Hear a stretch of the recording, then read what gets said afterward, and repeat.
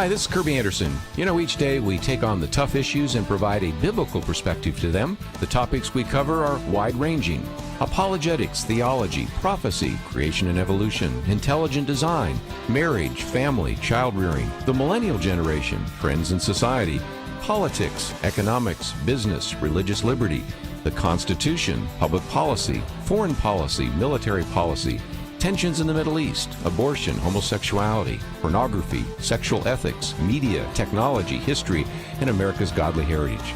We talk about anything that affects your faith, your family, or your freedom. So don't go anywhere, because Point of View starts right now.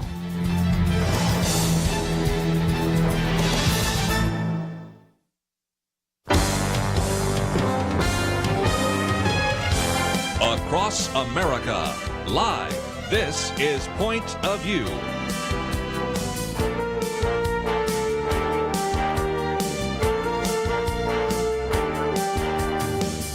And now, Kerby Anderson. Thank you for joining me today. It is the Thursday edition of Point of View. This hour, we're just going to cover some of the issues in the news.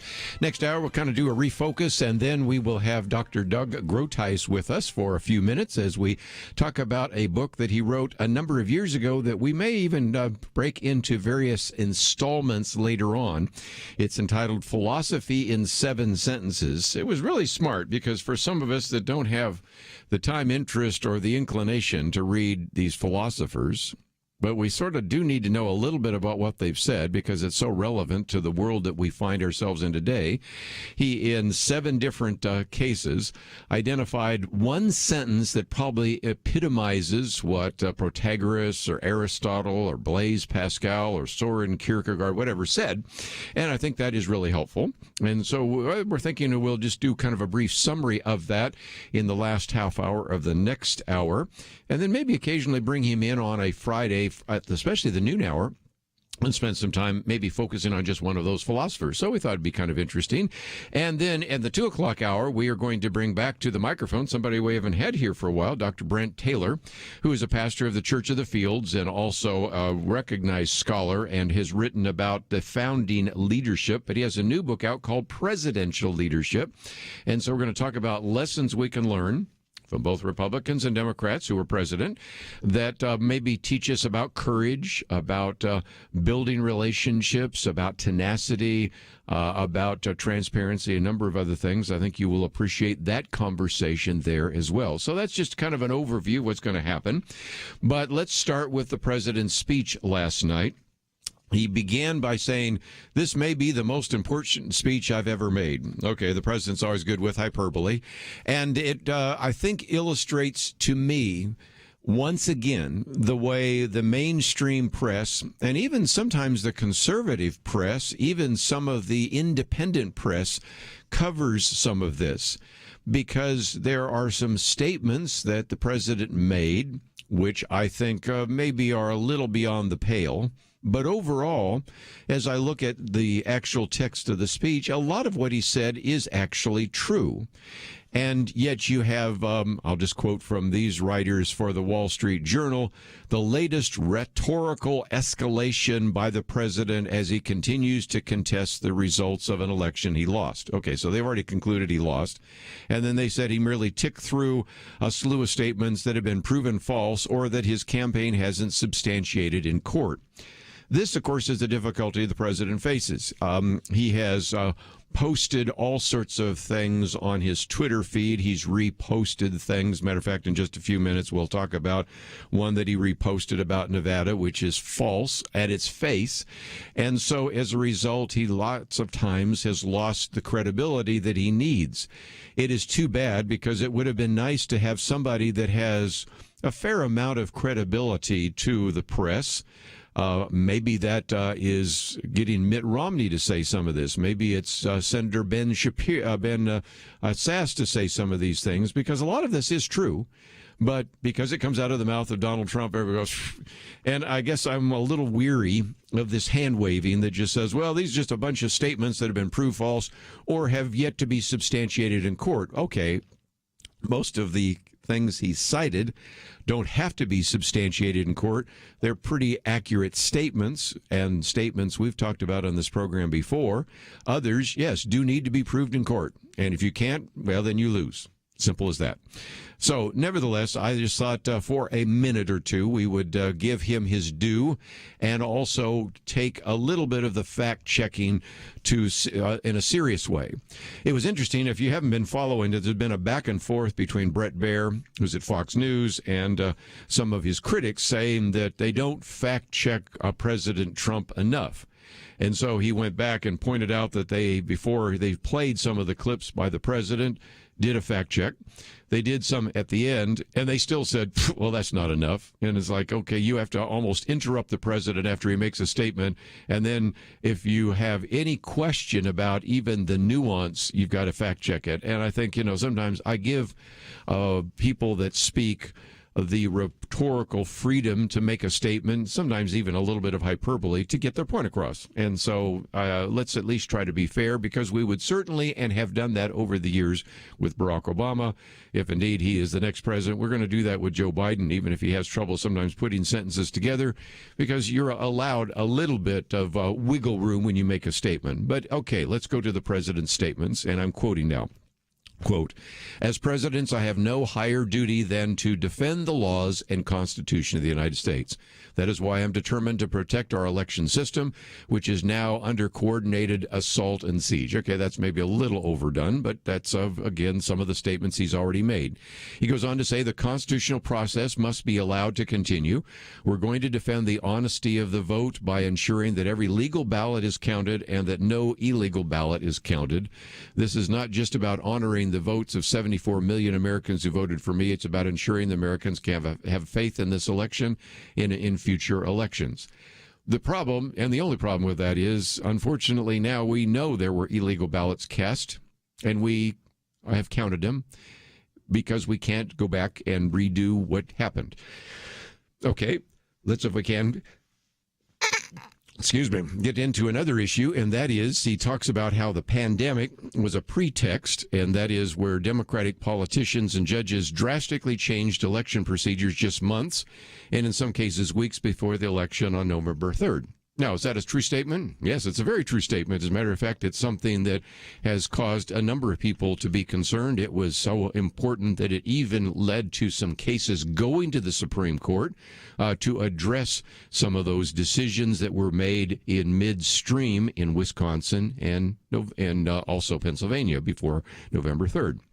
Okay, so, I don't think there's anything wrong about that statement at all.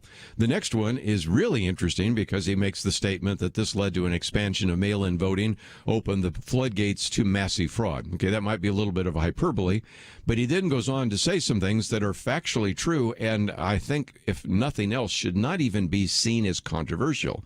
Because he says it's a widely known fact that the voter rolls are packed with people who are not lawfully eligible to vote, including those who are deceased, have moved out of the state, and are even non-citizens of our country. Beyond this, the records are riddled with errors, wrong addresses, duplicate entries, and many other issues. This is not disputed. It has never been disputed.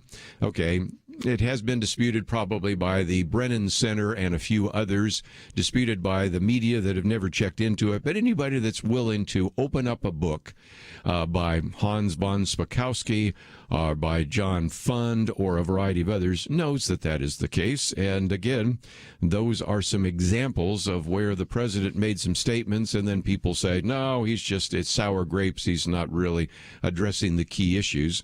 As we've said before, yes, fraud probably has taken place. Is it enough to overturn the election? Probably not. Are these statements true? Most of them seem to be, but let's take a break. We'll come back and pick out one or two more of the statements and move on with some of the other issues in the news.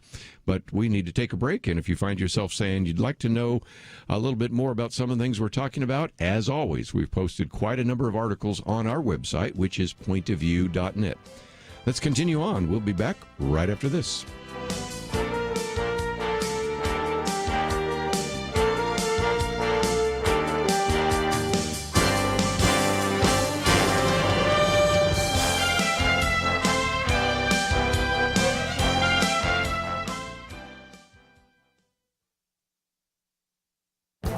This is Viewpoints with Kerby Anderson. Many states in this country have headed towards economic lockdowns because of rising numbers of coronavirus cases. Stephen Moore warns about the return of lockdown lunacy by looking at the economic cost of them. Now, you might remember a previous commentary that I wrote a month ago based on the book The Price of Panic. The authors looked at the cost-benefit and concluded that there was virtually no medical benefit, while there was an enormous social and economic cost. Stephen Moore raises an even greater concern about lockdowns being proposed that would close down schools, churches, businesses, restaurants, and office buildings. One ominous comment in his op-ed was the revelation that some of the economic advisors to Joe Biden believe that a national lockdown needs to be implemented quickly, and they're also convinced that the last national lockdown in the spring wasn't very effective because it wasn't stringent enough. The impact of such draconian controls will have an even greater impact than what we saw months ago. Stephen Moore estimates that such a lockdown would bankrupt thousands of small businesses and destroy millions of jobs. You know, every week of the shutdown could lead to about $250 billion in lost output. That would mean a loss of about $2 trillion in 2 months. And that does not even add the emotional cost of loneliness and isolation, along with increased suicides, drug overdoses, and domestic abuse. Other countries, and even some states, have used a better strategy of focusing protection on seniors and vulnerable medical populations. After all, these groups account for more than 90% of the deaths and severe coronavirus medical problems. We know so much more than when we promoted the lockdowns months ago. It is time to apply what we've learned. I'm Kerby Anderson, and that's my point of view.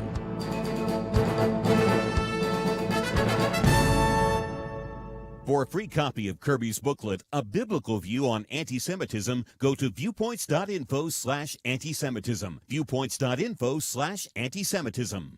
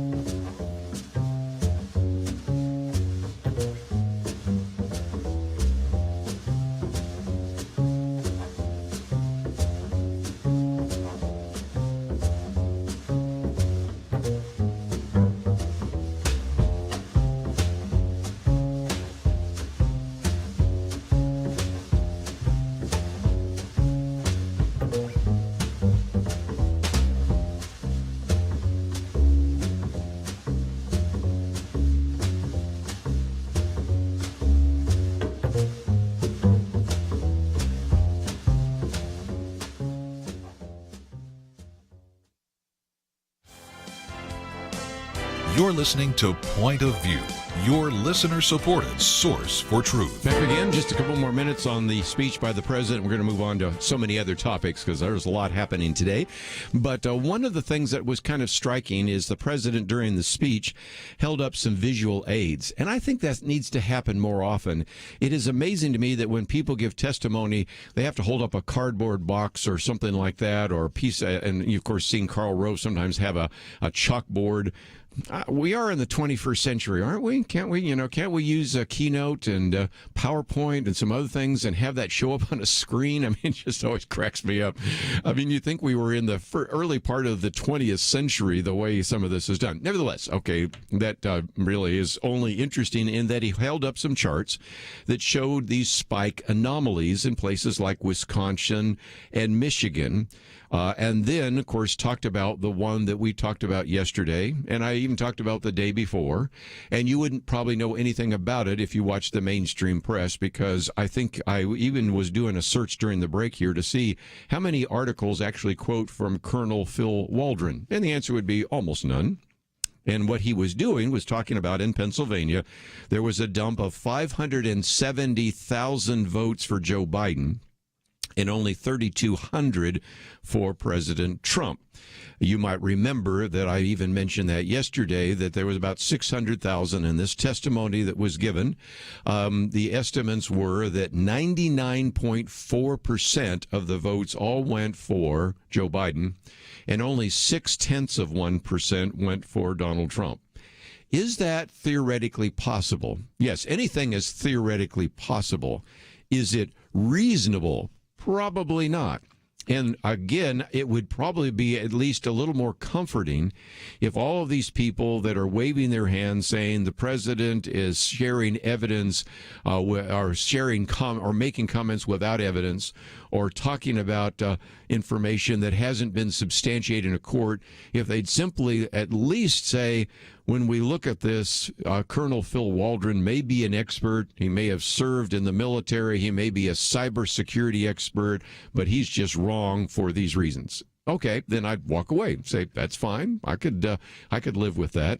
But unfortunately, of course, when the president shows that, people go, and then it's striking, as I saw this one interesting comment was, how many people in the media were, and this is a quote, were either incurious, that is, they weren't curious about it at all, or dishonest. I mean, okay, let's just go back and say, Phil Waldron doesn't know what he's talking about.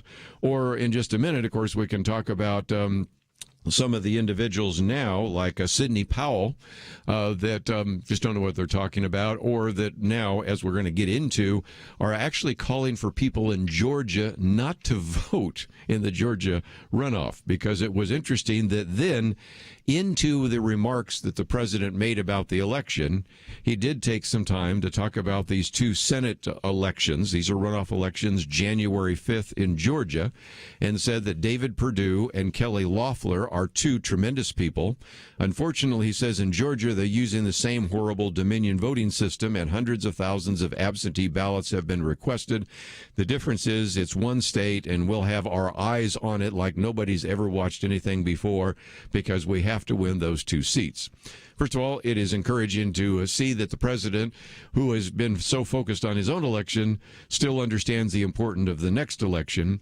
And what is starting to happen is what some people have referred to as what you might call post-election madness, because now you have two of these attorneys who are not technically associated with the Trump legal campaign, but are certainly associated with trying to push forward this, that are now urging people in Georgia not to participate in the runoff vote. Does that make any sense at all? That would be Sidney Powell, who actually has been on the program with one of the other co-hosts on this program, and Lynn Wood. And they're simply saying that this is a way to punish everybody. Until we are sure that we have a secure election system, we are encouraging individuals not to vote in the Georgia election. And I've seen this. Once you've been a talk show host for more than 3 decades, you see this. We're just not going to vote for whoever, Mitt Romney, because we want to punish the Republicans. We're not going to vote for, John McCain because we want to punish the Republicans. Whatever it is. I mean, I've seen these so often. It's like, do you not understand the impact that not voting makes? And nevertheless, that is the case. And so they are now calling for people in Georgia, and we'll talk about this next hour since we'll have some Georgia listeners, not to vote. And what was so interesting is I don't know where Sidney Powell is on terms of some of these issues, but I now have discovered where Lynn Wood is. Because even though he is one of the attorneys trying to push forward the investigation of the election, sort of a pro-Trump idea, it is interesting that some people have dug up this at Breitbart, in which they show that state records show that Lynn Wood has not voted in a Republican primary since 2004, but did request Democratic ballots in 2006, 2008, 2010, and 2018 elections in Georgia. That means even when Trump was president in the 2018 midterm elections, Wood requested a Democratic primary ballot in Georgia and voted for Democrats in the primary. So maybe that is the case. And you then also, and I'll wait to maybe get into this in a little more detail when we have our Georgia listeners here, you even now have a hashtag in Twitter, which is hashtag write-in-Trump for Georgia. Please. First of all, you can't do a write-in in a runoff election. There's no place to do a write-in, but it's just a good example of kind of the post-election madness that has gripped the nation. And it brings me to one of the articles we posted here by Michael Barone. Michael Barone is not necessarily pro-Trump. I don't know if he'd call himself anti-Trump or never Trump. Maybe sometimes Trump. I don't know where he would fit in the category. He's been on the program with us before, but his piece that we've posted here, Democrats are reaping what they sowed, because it reminds us back in the 2016 election, before we knew who was going to be elected, either Hillary Clinton or Donald Trump. You had one blogger, and of course I know who she is, Sally Cohn, who's very left-wing, who was predicting that if Hillary wins, Trump supporters will be angry. But again, she was simply arguing that if Trump wins, Hillary supporters will be sad. And it turns out just the opposite. Hillary supporters were angry, and as a result began to set about delegitimizing the president's victory. Remember the number of people that didn't show up for the inauguration? I mean, they'll probably be making a big deal about the fact as to whether or not Donald Trump will show up for the inauguration, but I don't think we're going to have the massive resistance and protests if indeed he is implicated and Joe Biden becomes the next president.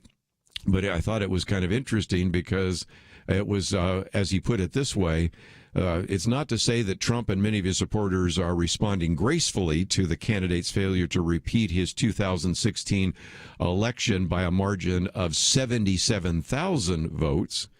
But interestingly enough, you actually have people that were protesting that who are now saying they should not challenge this because Joe Biden won by 43,000 votes in Arizona, Georgia, and Wisconsin. We're looking just at 3 votes in those particular states. And so I think it is illustrative again of the fact that when you start looking at this, we've had a history when it's been really close.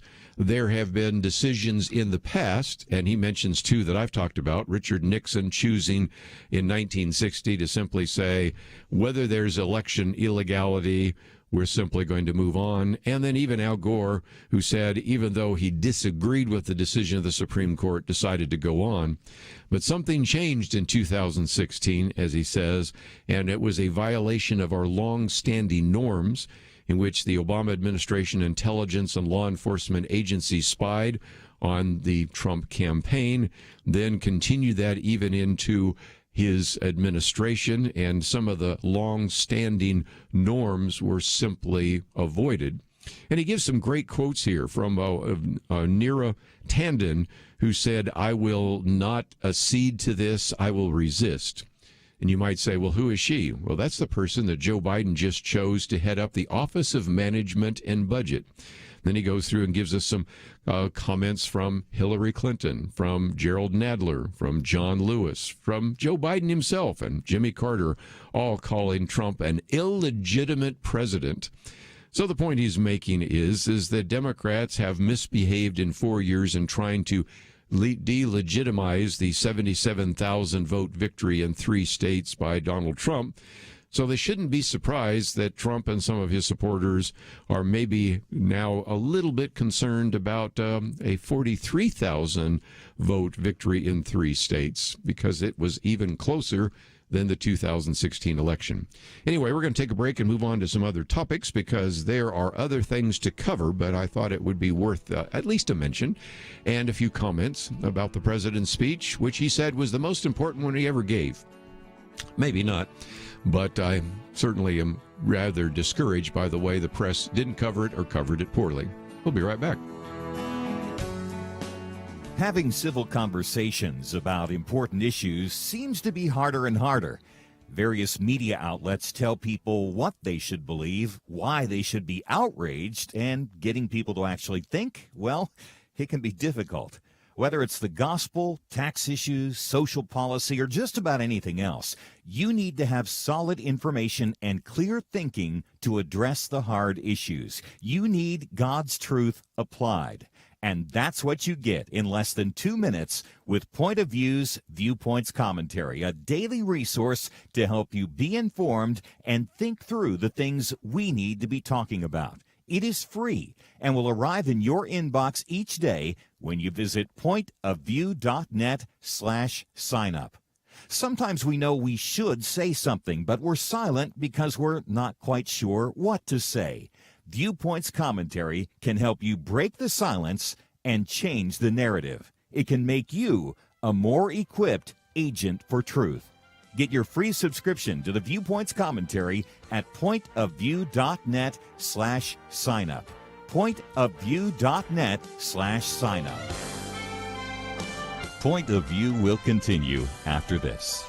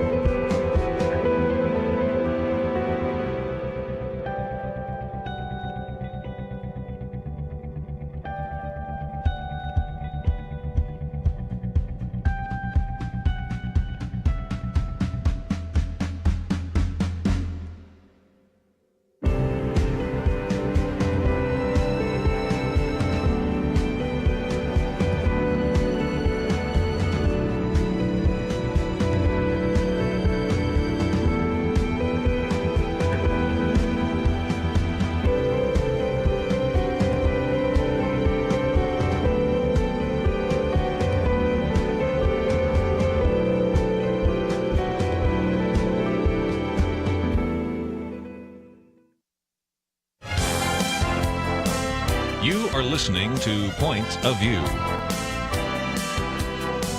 The opinions expressed on Point of View do not necessarily reflect the views of the management or staff of this station.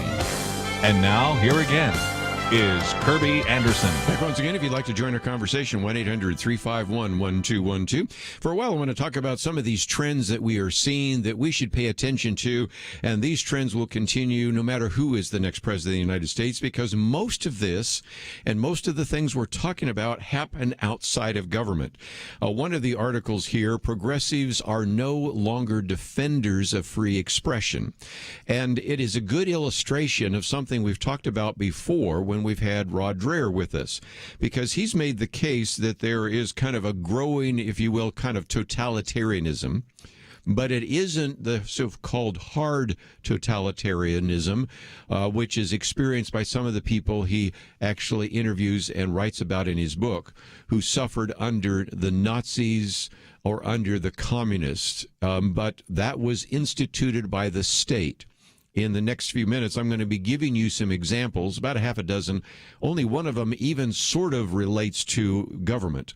Almost all of these come from the private sector, come from woke corporations and from social media, and it's what Rod Dreher calls soft totalitarianism.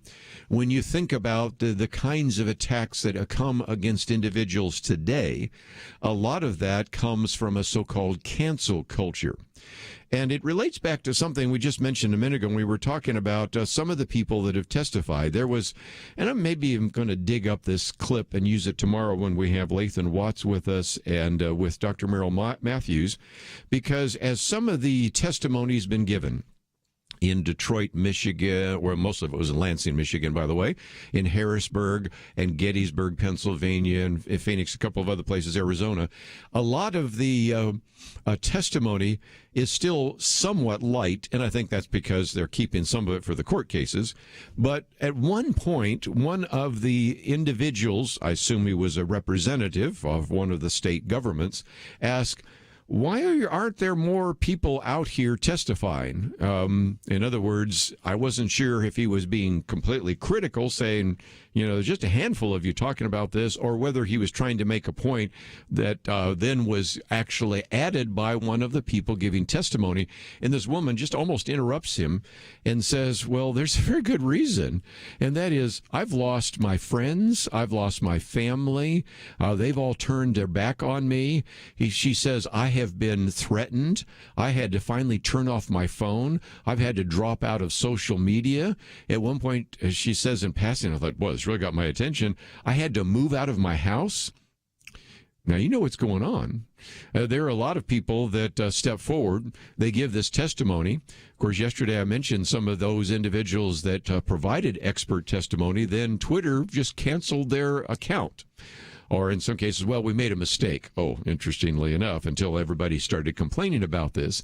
And so what you see is that there are probably all sorts of other people out there in the bushes, and they're watching how this unfolds. And they know they've got stories, too, about some of the misdeeds that were taking place in some of the polling places.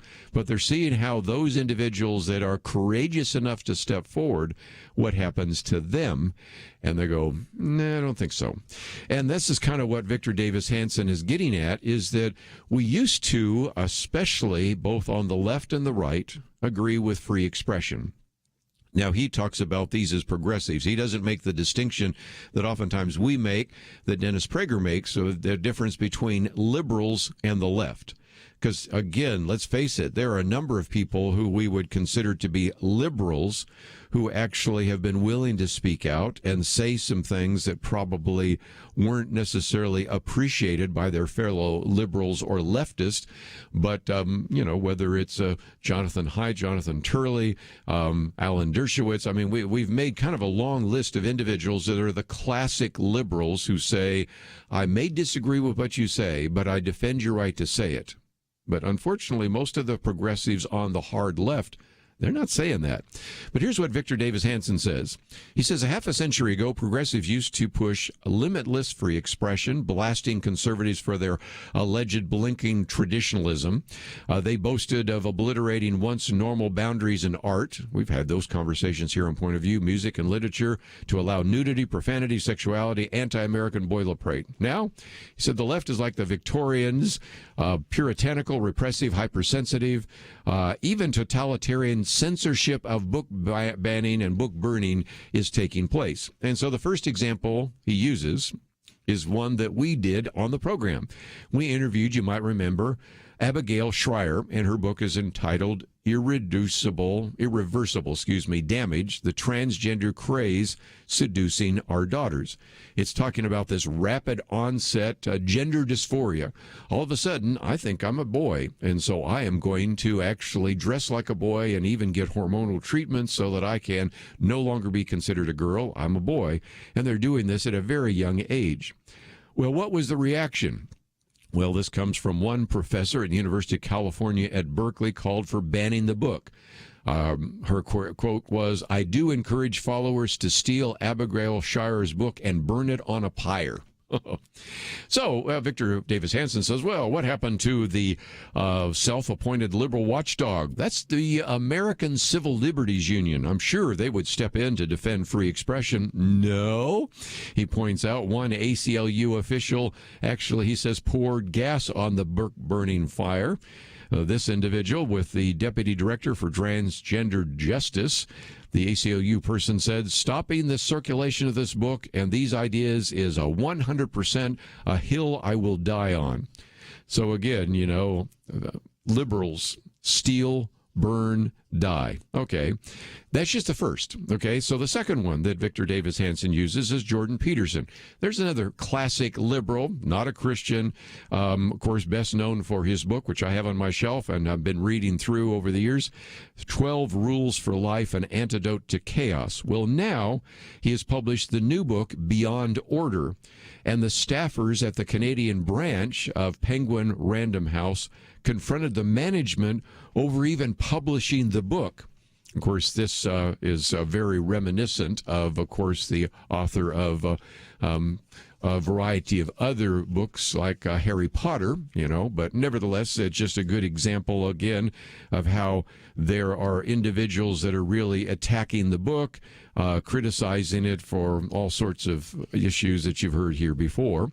That brings us to the third example. That's Alex Berenson, who's actually been on the program with us, published a number of pamphlets on Amazon that offer a dissenting view about how effective forced coronavirus lockdowns actually are. And suddenly, Amazon blocked his most recent installment and would not even allow people to have access to it until there was so much public pressure that eventually they forced the company to relent. Another example is what Amazon did to the senior fellow for the Hoover Institution, and that would be Shelby Steele. Matter of fact, I might just mention real quickly that 3 of the individuals that we quote extensively in the latest Outlook magazine are Thomas Sowell, Walter Williams, who just died, and we may talk about the passing of him tomorrow, and Shelby Steele. But nevertheless, Shelby Steele had produced a documentary called What Killed Michael Brown, because it looks at the 2014 shooting of Michael Brown by the police. And once again, you see that the company actually declined to stream that until there was so much outrage that finally the public pressure turned it around. A couple more I can use. The classic book, To Kill a Mockingbird. Of course, that one's always been in the crosshairs of individuals that want to ban that one. And other books about racial issues have been banned from some of the curriculum in the California Unified School District last month. And then the last one that he mentions is the professors at Stanford University have been hounding for some time one of the individuals at the Hoover Institution, who is the public health expert, Dr. Scott Atlas. Now, his crime, if you will, was advising President Trump that lockdowns and quarantines might actually cause more damage than the coronavirus itself. And, of course, just even working for Donald Trump was enough for the people at Stanford to have a fit about him. And, of course, if you have not paid attention, Scott Atlas gave up and has resigned his role from the role as a coronavirus advisor. And so this is a long list, and you can certainly read it if you'd like, by Victor Davis Hanson. of how we used to have people on the left, people who called themselves liberals, to actually call for freedom of speech, freedom of religion, freedom of assembly, all kind of freedom of expression, sometimes to the point where they would even justify nudity, profanity, sexuality, anti-American ideas, because they were such defenders of free speech. And now it is hard to find at the ACLU or among many of these so-called progressive groups any willingness at all to defend free speech. And like I said, that's going to happen in the future no matter who the next president is, and we need to pay attention to it, and we will right here at Point of View. We'll be right back.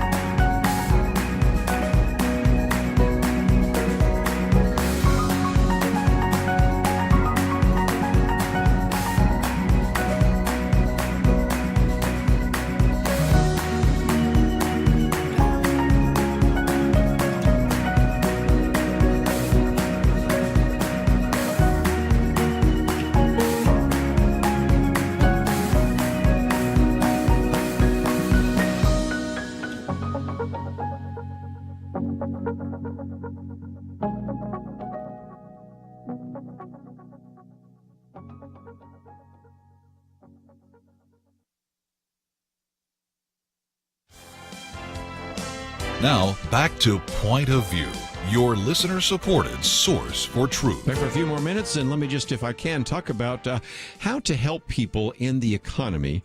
And I want to pull from two very good pieces that have come out. John Stossel, first of all, talks about how to really address the issue of poverty.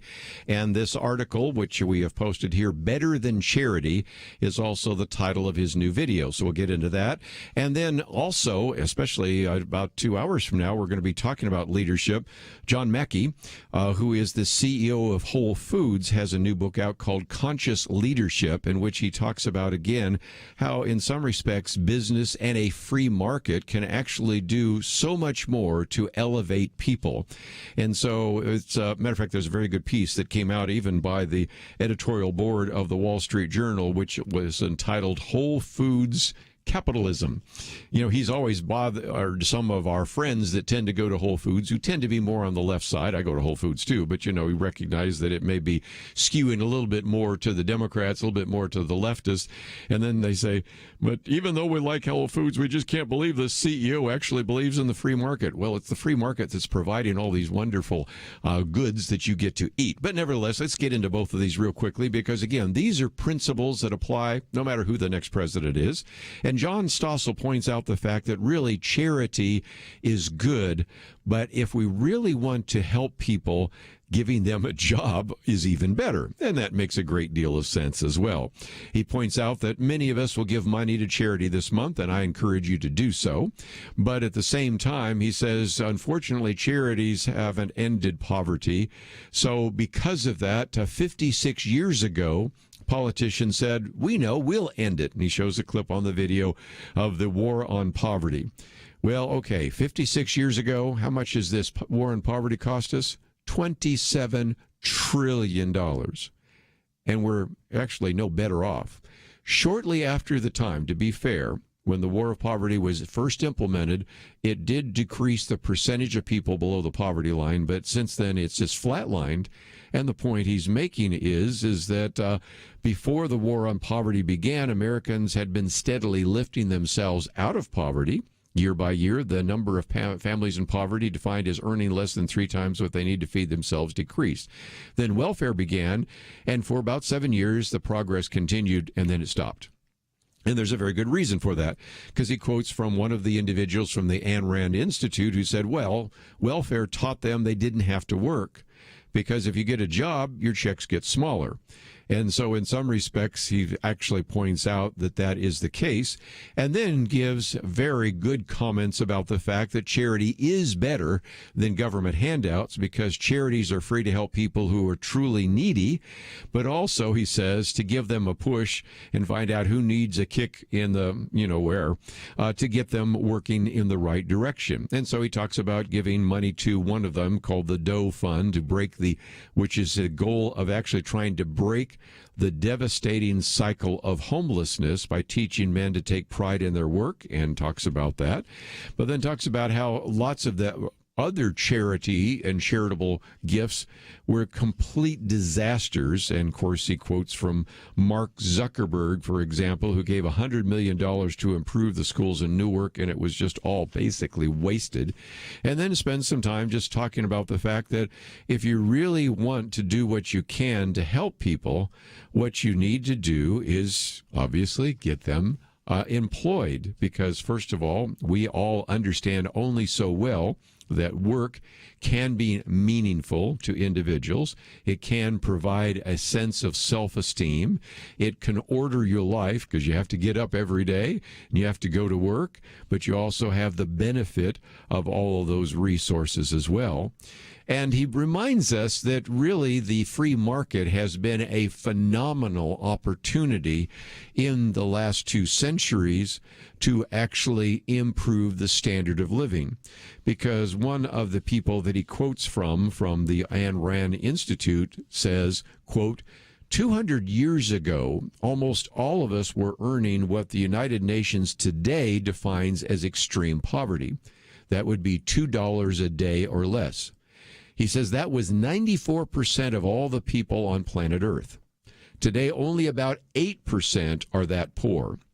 By the way, there were some individuals that were even suggesting that before this pandemic and lockdown, we might actually completely rid the planet of extreme poverty, except in those places where totalitarian governments were trying to enforce it. But any place where there is even a level of freedom, we were raising more and more people out of extreme poverty every single year.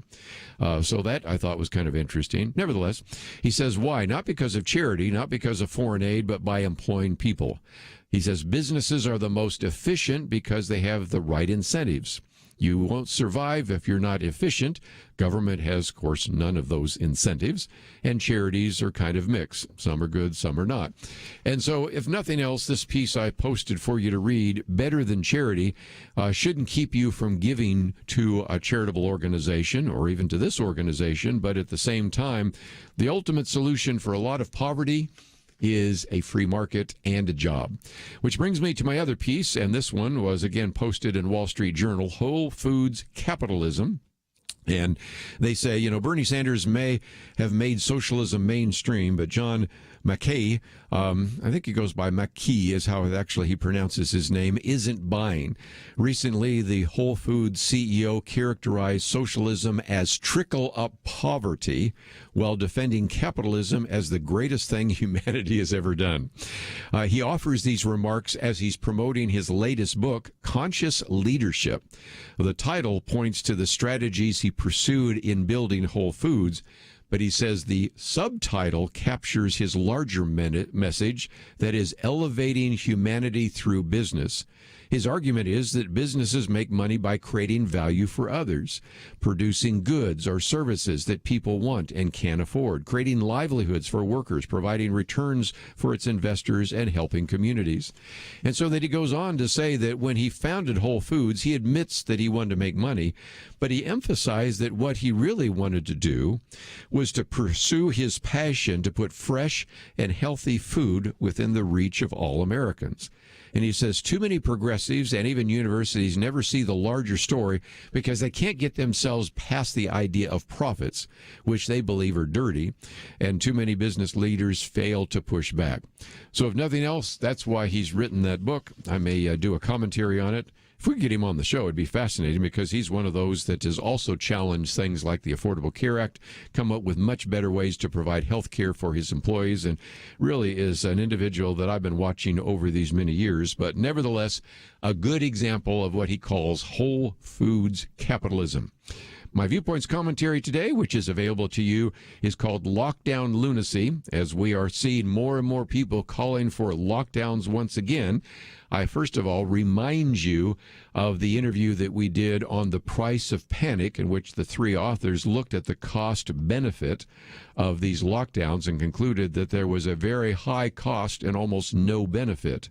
But I also, in this article, point out some of the economic consequences, which Stephen Moore has talked about in his piece, The Return to Lockdown Lunacy, in which you recognize that if we were to lock down the national government, which, again, President-elect, as he's calling himself, Joe Biden, wants to do, this could mean a loss of $250 billion each week, or, if they do this for 2 months, a loss of $2 trillion. And, of course, as I pointed out before, that doesn't even add to it the emotional costs of loneliness and isolation, increased suicide, drug overdoses, domestic abuse, and, of course, just the educational gap that we've talked about on this program as well.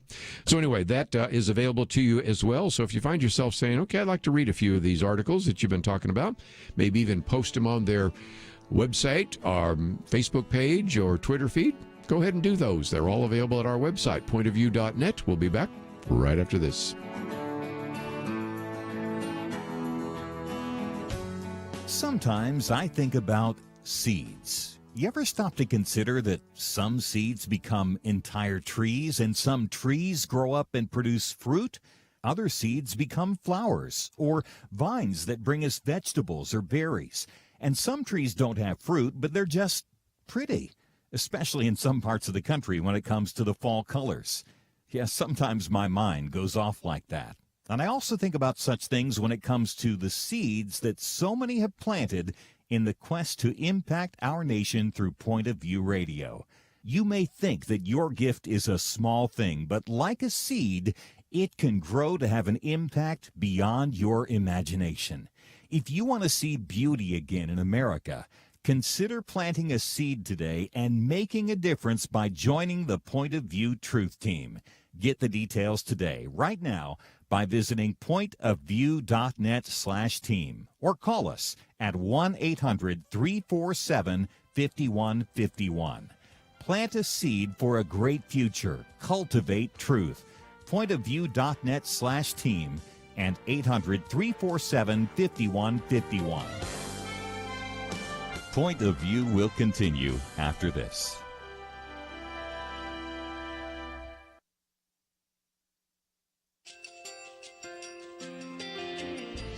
I just want to thank you so much for all the wonderful programming you have. You're just absolutely fantastic. I recently started listening to Point of View, and I really found it interesting because of the different subjects you cover. Thank you for that. I really appreciate everything that you do in keeping us informed. Thank you, Kerby, for everything that you have been doing. I appreciate all the work that you're doing, advocating for the Word of God. Thank you so much. Point of View, I think, is absolutely necessary because it's a Christian perspective, a biblical worldview perspective, and receive very current, up-to-date information about what is really going on, week to week in our culture, which is changing so rapidly, and yet it's morally sliding backwards. Yeah, I'm just, first of all, I thank you guys. Y'all's program is wonderful, and enjoy it every day. I learn so much every time I listen to it. Point of View Radio Talk Show.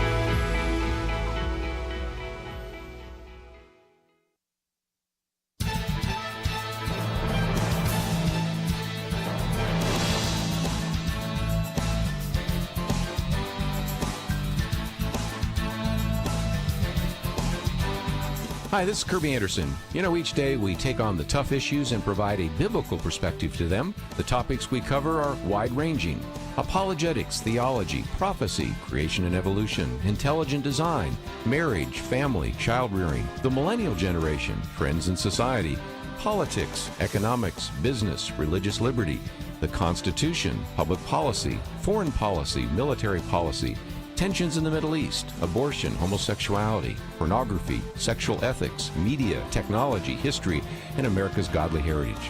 We talk about anything that affects your faith, your family, or your freedom. So don't go anywhere, because Point of View starts right now.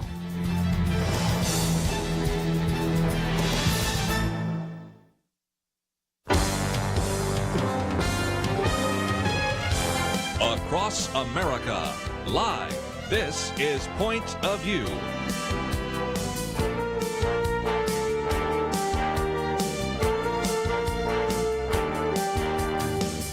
And now, Kerby Anderson. Thank you for joining me. It is the Thursday edition of Point of View, and I'm so grateful that you could join with us today.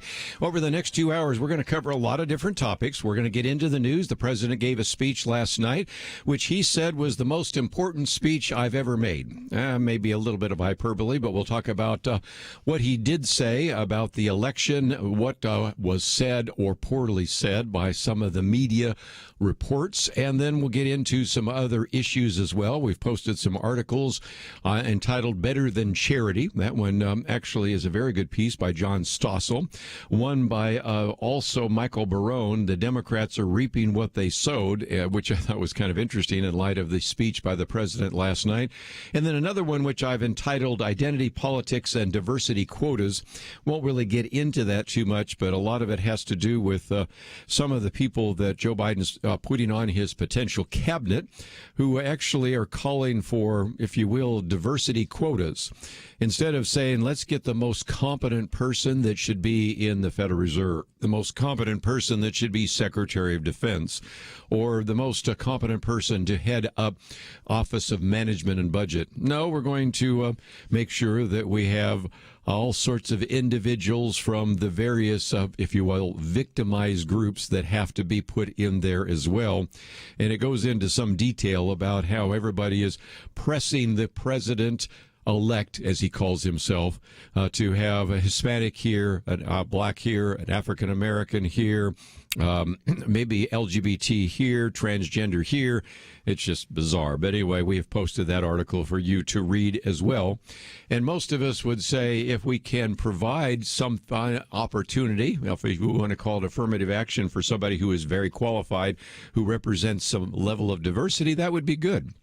But instead to choose on the basis of skin color or lifestyle instead of based on competency does not bode well for the Republic, so that article is there for you as well. Let's real quickly, and I'm not going to spend as much time as I'd like to on the speech by the president. We may have more time tomorrow in our weekend edition with Lathan Watts and Dr. Merrill Matthews.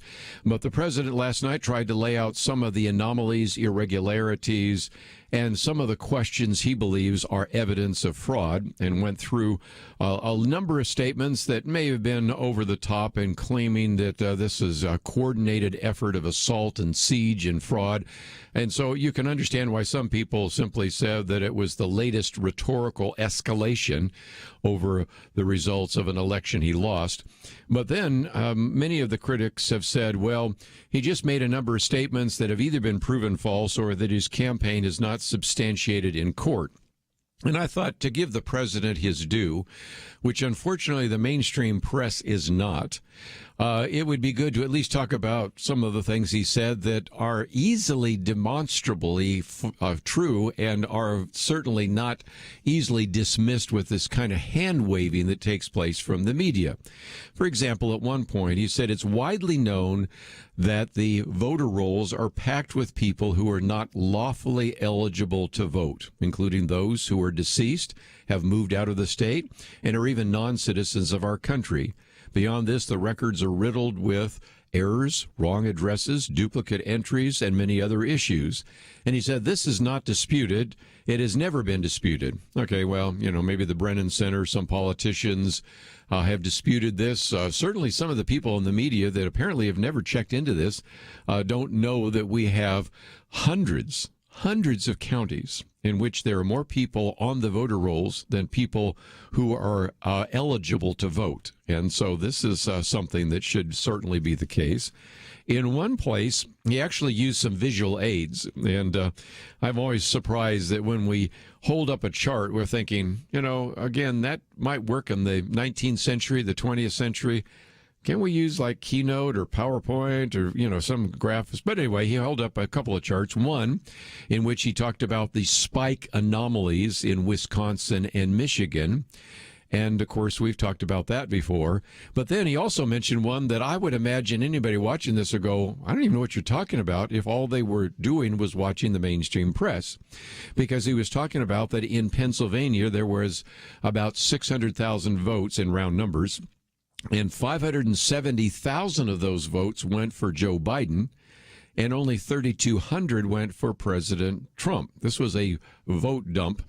And so that works out to be, as we mentioned yesterday on the program, 99.4% of the votes went for Joe Biden, and only 0.6% went for Donald Trump. And they might even say, where does he come up with this? Well, again, that comes from retired Colonel Phil Waldron, who's a cybersecurity expert, and worked in this area. But again, I would think that some people, even watching this, might go, I don't even know where he's coming up with this stuff. And so it's real easy for the press, who are only talking to themselves and aren't even necessarily covering some of these various investigations and hearings that have been taking place in Lansing, Michigan, and in Georgia and Phoenix, Arizona, and all sorts of places, to even know what they're talking about. And so this, of course, is the difficulty with a press that seems, as one person said, quite incurious. That is, they weren't very curious, or in some cases, dishonest. But just before we take a break, since we have our listeners in Georgia, I thought it was kind of interesting that the president then, after about 13 minutes into his remarks, talked about this Senate runoff in January 5th. And he said, quote, David Perdue and Kelly Loeffler are two tremendous people. Unfortunately, in Georgia, they're using the same horrible Dominion voting system, and hundreds of thousands of absentee ballots have been requested. But he said the difference is it's one state, and we will have our eyes on it like nobody's ever watched anything before, because we have to win those two Senate seats. First of all, thank you, President, for knowing how important that was. But more importantly, I'm hoping it will counteract some of the things being said by attorneys that aren't necessarily associated with his legal team, but are pushing forward to look at some of the investigations. And those would be the attorneys Sidney Powell, who's been on the program with us once, and Lynn Wood, who now are urging people in Georgia not to participate in the runoff vote, because, after all, we should not do this until we can actually make sure that voter fraud is not taking place. And as a talk show host for more than 3 decades, I've seen this so many times before. Let's not vote in this election so we can send a signal to whatever it is, the Republican Party, the administration, whatever. Let's punish them instead of recognizing that there's a real significant vote that's about ready to take place. There's even a Twitter hashtag out there, if you can believe this, hashtag Write in Trump for Georgia. First of all, you can't write in a vote for the runoffs, but more importantly, it's just silly. And most importantly, Lynn Wood, some people have investigated, actually has not voted in a Republican primary since 2004. He requested Democrat ballots in 2006, 2008, 2010, 2018. And so, I don't know, maybe that tells you something as well. Those of you in Georgia, yes, please go out and vote. It is very important, and we've talked about why that is so significant. And if nothing else, that was something the president spoke about last night. We're going to come back and get into a couple of other issues. One of those is a piece by Michael Barone. Democrats are reaping what they sowed. And then we'll get into a couple other issues that you might want to know about. All that coming up right after this.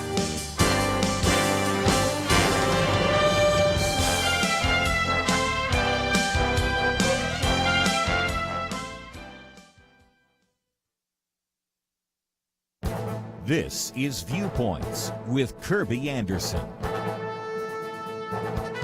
Many states in this country have headed towards economic lockdowns because of rising numbers of coronavirus cases. Stephen Moore warns about the return of lockdown lunacy by looking at the economic cost of them. Now, you might remember a previous commentary that I wrote a month ago based on the book The Price of Panic. The authors looked at the cost-benefit and concluded that there was virtually no medical benefit, while there was an enormous social and economic cost. Stephen Moore raises an even greater concern about lockdowns being proposed that would close down schools, churches, businesses, restaurants, and office buildings. One ominous comment in his op-ed was the revelation that some of the economic advisors to Joe Biden believe that a national lockdown needs to be implemented quickly, and they're also convinced that the last national lockdown in the spring wasn't very effective because it wasn't stringent enough. The impact of such draconian controls will have an even greater impact than what we saw months ago. Stephen Moore estimates that such a lockdown would bankrupt thousands of small businesses and destroy millions of jobs. You know, every week of the shutdown could lead to about $250 billion in lost output. That would mean a loss of about $2 trillion in 2 months. And that does not even add the emotional cost of loneliness and isolation, along with increased suicides, drug overdoses, and domestic abuse. Other countries, and even some states, have used a better strategy of focusing protection on seniors and vulnerable medical populations. After all, these groups account for more than 90% of the deaths and severe coronavirus medical problems. We know so much more than when we promoted the lockdowns months ago. It is time to apply what we've learned. I'm Kerby Anderson, and that's my point of view.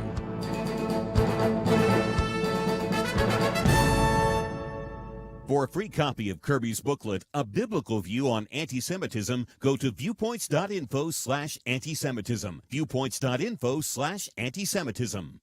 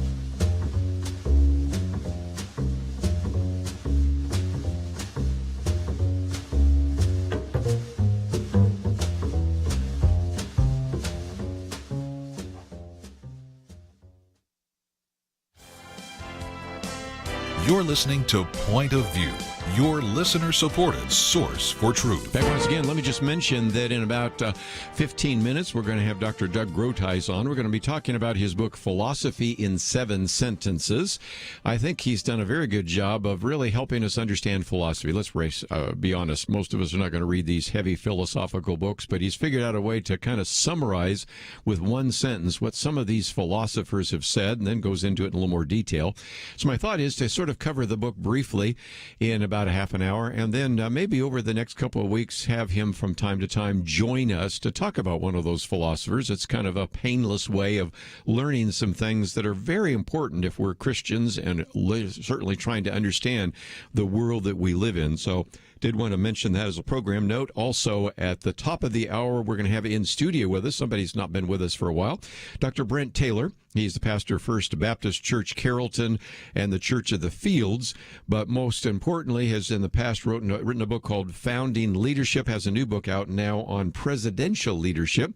He'll be in studio, oftentimes joins us on the Millennial Roundtable, but also has just done a great deal of research, understanding some of the individuals that actually were instrumental in the founding of this country in the past, and now we're going to look at some of these presidents, both Republicans and Democrats, that give us principles that we can apply in terms of courage, in terms of tenacity, in terms of transparency. So many different issues that we certainly will be talking about with him. My commentary today is about the lockdown lunacy. Let's just recognize that we have hit a new milestone that is not pleasant, and we'll probably talk more about that tomorrow in our Friday weekend edition. About 3,100 people every day are dying of the coronavirus. That's 1 every 30 seconds. So this is unprecedented. And so, of course, there's going to be a lot of pressure. Even in the commentary here, I talk about the pressure that is already being put on an individual that is convinced he'll be the next president, Joe Biden, by people that are in his, if you will, kind of kitchen cabinet, saying that really the lockdowns weren't effective enough because they weren't stringent enough. And yet, if you've listened to this program, we, for example, did the hour-long interview on the book, The Price of Panic. 3 authors really talking about the cost-benefit and concluded that really there was an enormous cost and very little benefit. This one today, of course, also talks about just the economic devastation that comes from the work by Stephen Moore. So I recognize there's going to be a lot of pressure on no matter who the next president is, but most likely pressure on all the governors that are already in office to lock everything down. And yet we already know the impact that is having. And so that is the Viewpoints commentary that I've posted for you today. Let me, just before we take a break and then spend some time talking with our good friend Dr. Doug Groothuis, point out that one of the articles I posted by Michael Barone, who's been on the program with us before, reminded us that back in 2016, probably the best place to go to, there were people complaining that if indeed Hillary won, then the Trump supporters would be angry and take it out on the society. But if Trump won, Hillary supporters would just be sad. And actually, it turned out to be just the opposite. And as a matter of fact, now, as he points out, maybe Trump and some of his supporters are responding gracefully right now to the failure to repeat his ability to win 77,000 votes in 3 crucial states, Michigan, Wisconsin, and Pennsylvania. They shouldn't be surprised now, if nothing else, to the fact that when indeed he was the legitimate president, as Michael Barone talks about in this piece, there were person after person after person just simply saying that, no, he's not the legitimate president. One of the quotes he gives us here, interesting enough, is from Nara Tandon. I really did not know who she was, but she at the time had said, "I will not accept this president. I will resist." You might say, well, who's she? Well, she's now been tapped by Joe Biden as the individual to head up the Office of Management and Budget. And he then gives us some quotes from Hillary Clinton, Gerald Nadler, John Lewis, Joe Biden, Jimmy Carter, all in one way or another called Trump an illegitimate president. So you shouldn't really be surprised if indeed they were calling him an illegitimate president because he won by a margin of 77,000 votes in 3 states, when Joe Biden, at least at the moment, theoretically has won by 43,000 votes in 3 states. That'd be Arizona, Georgia, and Wisconsin. Of course, we'll see where that plays itself out. But it's just, again, a reminder that for years and for many years, you've been saying this president was illegitimate. So we really don't need too many lectures from those of you that are now a little bit disturbed that Donald Trump is still giving the kind of speeches he gave last night. And there's still a few people that are still pursuing this in one way or another.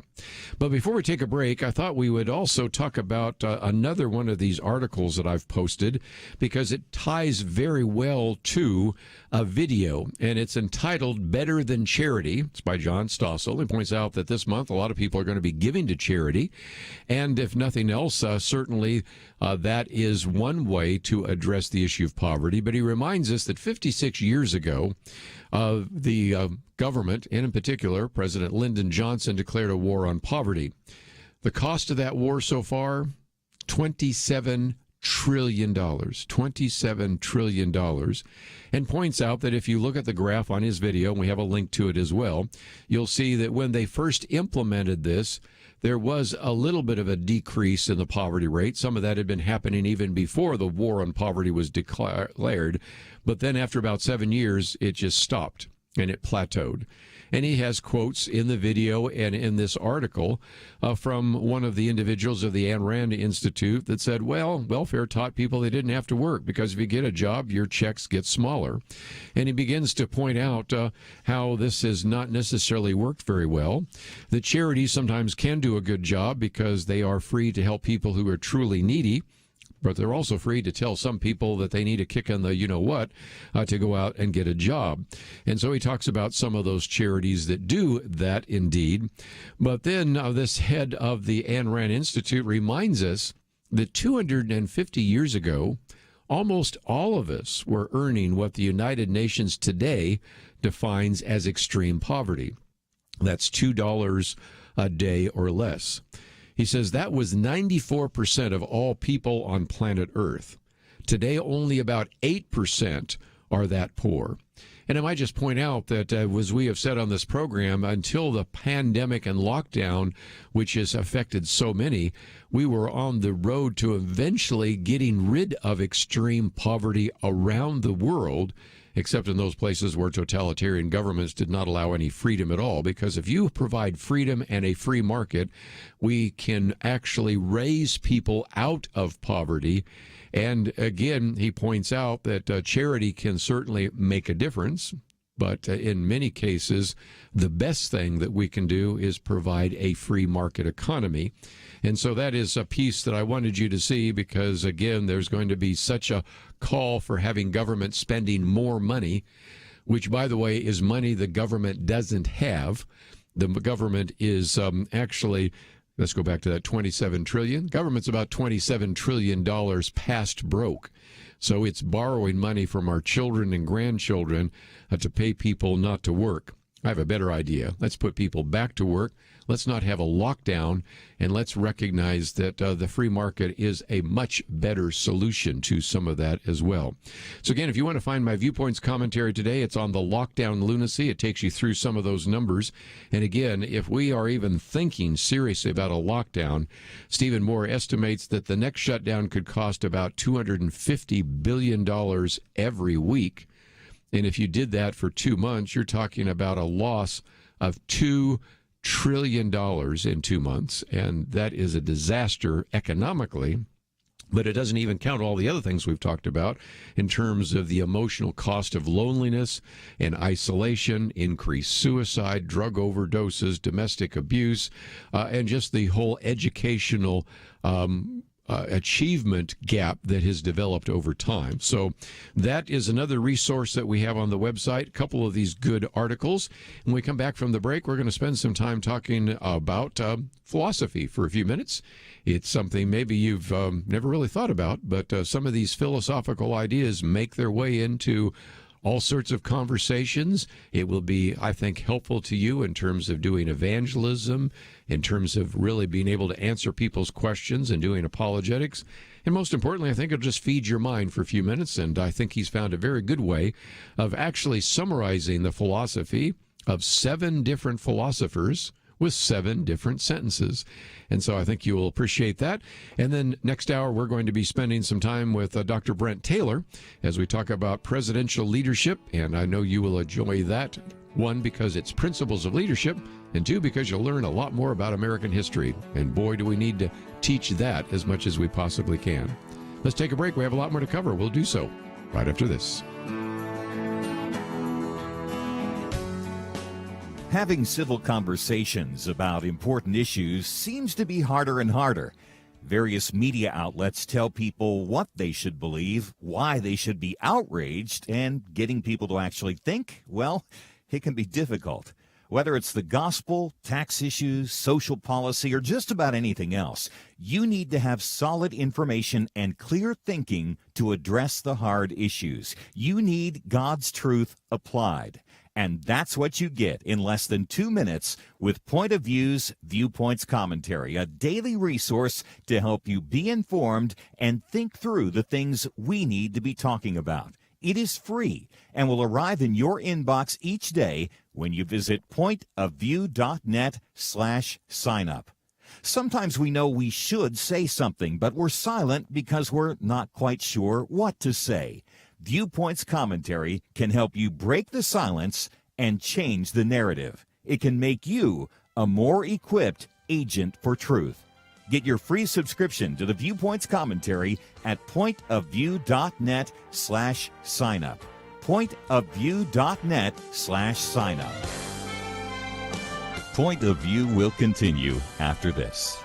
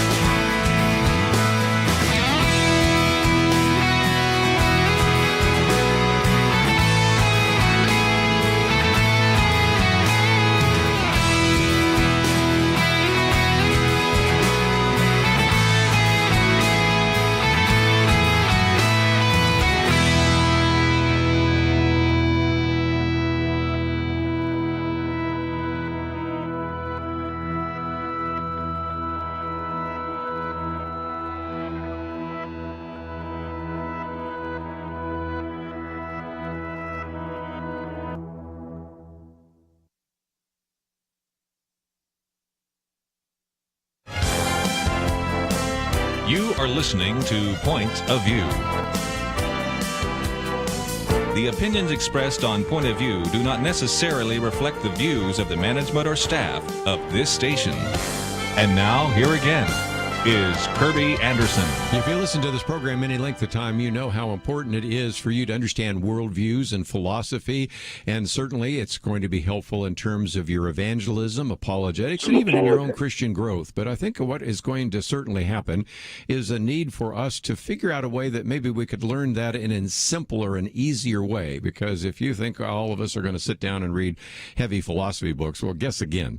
So that's one of the reasons why I wanted to spend half an hour today with Doug Groothuis, and then maybe do some follow-up conversations about this book, which is entitled Philosophy in 7 Sentences, a small introduction to a vast topic.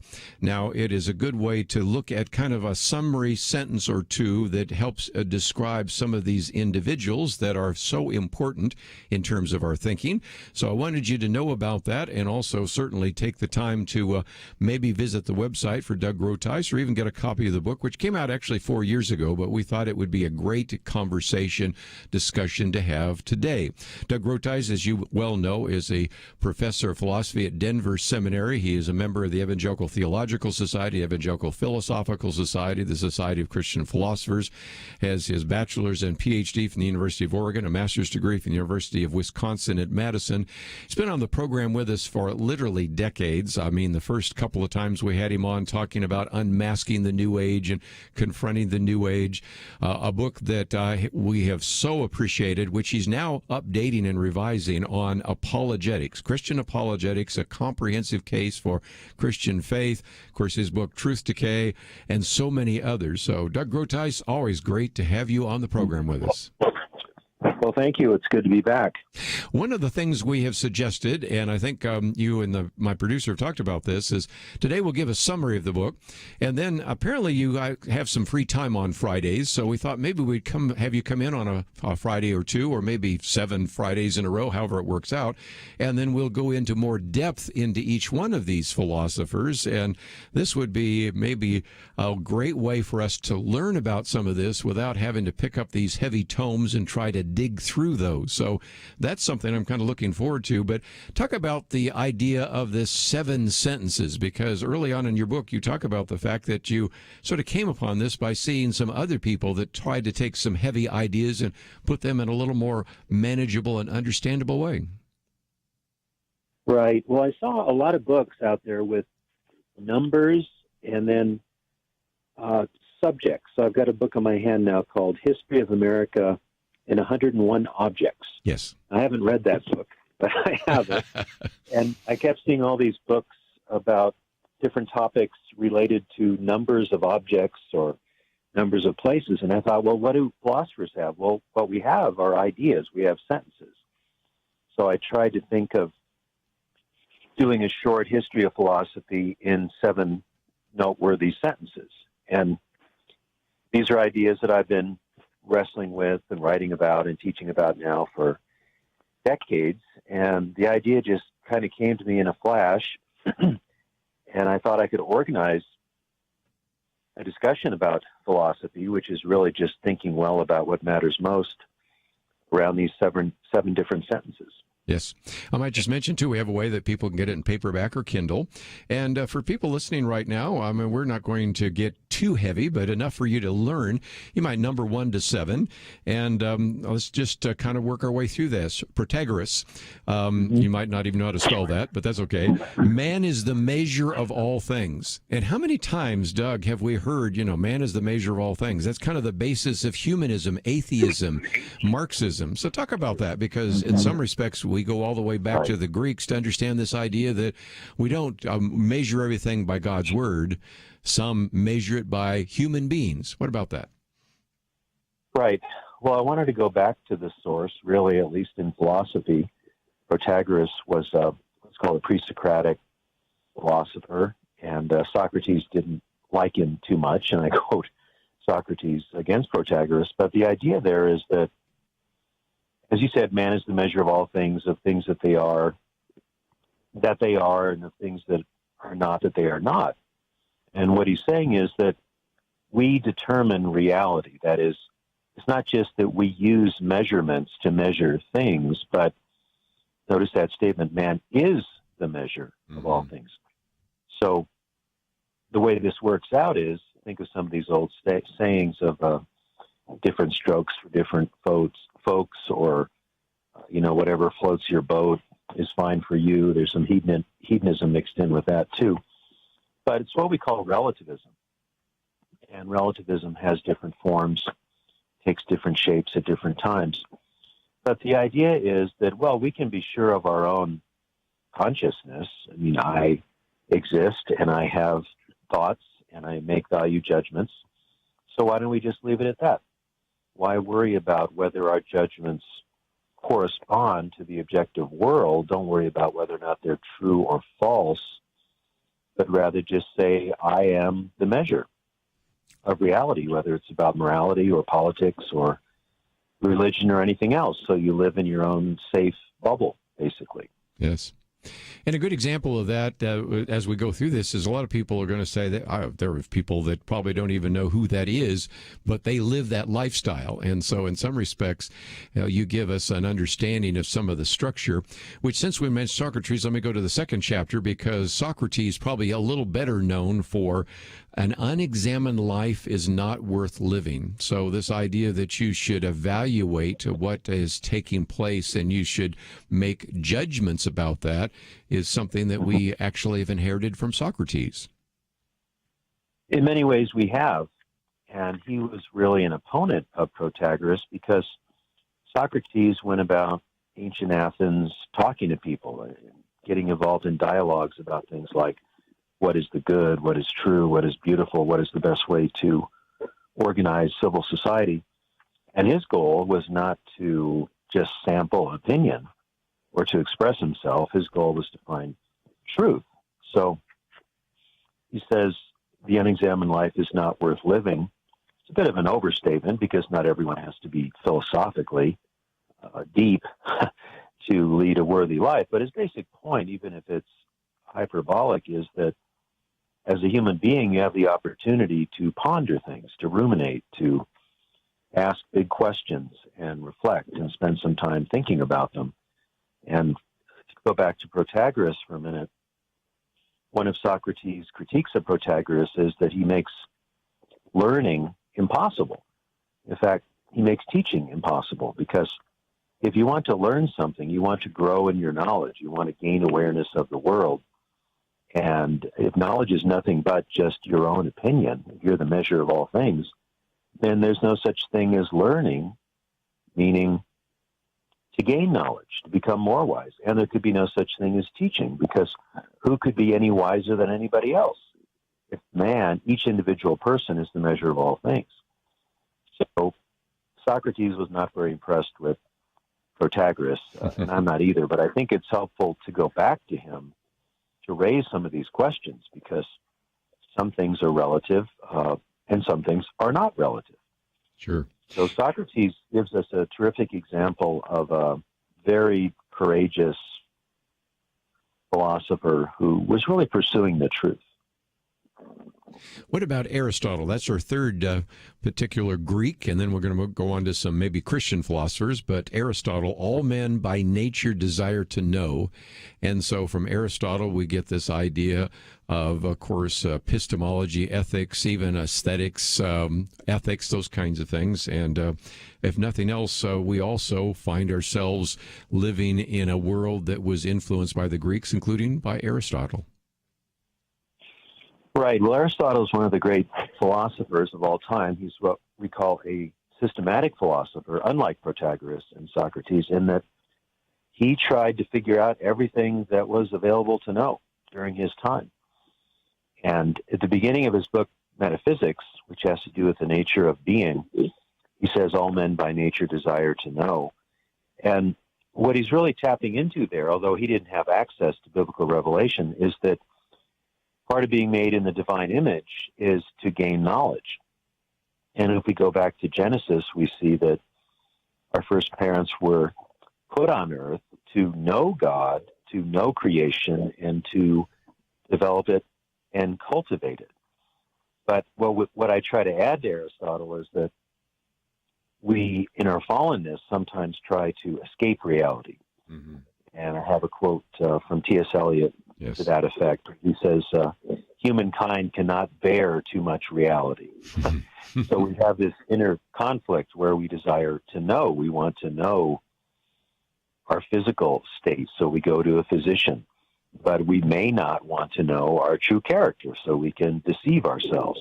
Very good. But it's the better part of virtue to really reject Protagoras and not think everything is relative, to try to examine our own lives and to try to find knowledge about the things that matter most. We'll take a break and we'll continue our conversation. We'll talk about Augustine and some of the other philosophers right after this.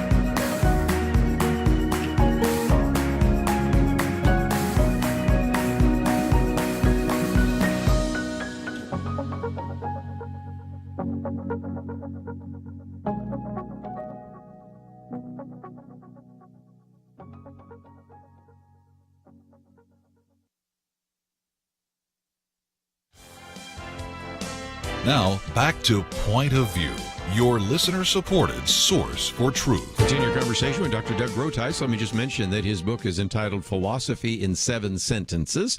It is about 160 pages. It's been out for a number of years, so we have a link so that you can get it in paperback or Kindle, or maybe if you want to get a used copy, very inexpensive, because some of those are available as well. I just think it's so helpful sometimes to even have a one-sentence descriptor of some of these philosophers, knowing full well that many of us will never read those books, but we can benefit from some of the great work that Dr. Doug Groothuis has done over these years. And we've talked about Protagoras, Socrates, and Aristotle. Those are the Greeks. But what about Augustine? You have made us for yourself, and restless is our heart until it comes to rest in you. Now we're looking at somebody, obviously, that does believe in biblical revelation, is a believer, and in some respects pulls a lot of pieces together that up until now were sort of scattered, but puts it in a way that's a little bit more systematic in terms of his confessions and some of his writing. Right. I think that sentence that you quoted is one of the more memorable sentences in the history of philosophy. Augustine lived from 354 to 430 A.D. He was a bishop. He lived in northern Africa and Egypt, and probably had darker skin. He was. We may not think of that. We may think of Western philosophy and white males and so on. But if he was Egyptian, then he probably wouldn't have the same skin color that we do. That's not the most important thing that Kerby and I do. That's not the most important thing about him. But Augustine was a deeply passionate man, and he was trying to understand who he was in light of God. And he converted later in life, in his 30s, I think roughly the same age as C.S. Lewis. I'll have to look at that.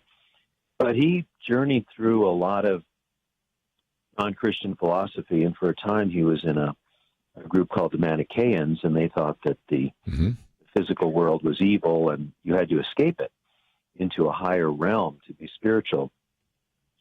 And nevertheless, Augustine was really quite a libertine. He had a child out of wedlock and so on. And he was converted by the preaching of Ambrose, the apologetics of Ambrose against Manichaeanism.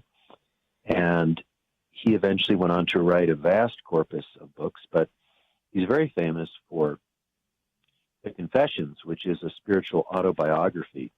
And near the beginning of that book, he speaks of this inner emptiness or this inner longing that can only be filled by God himself.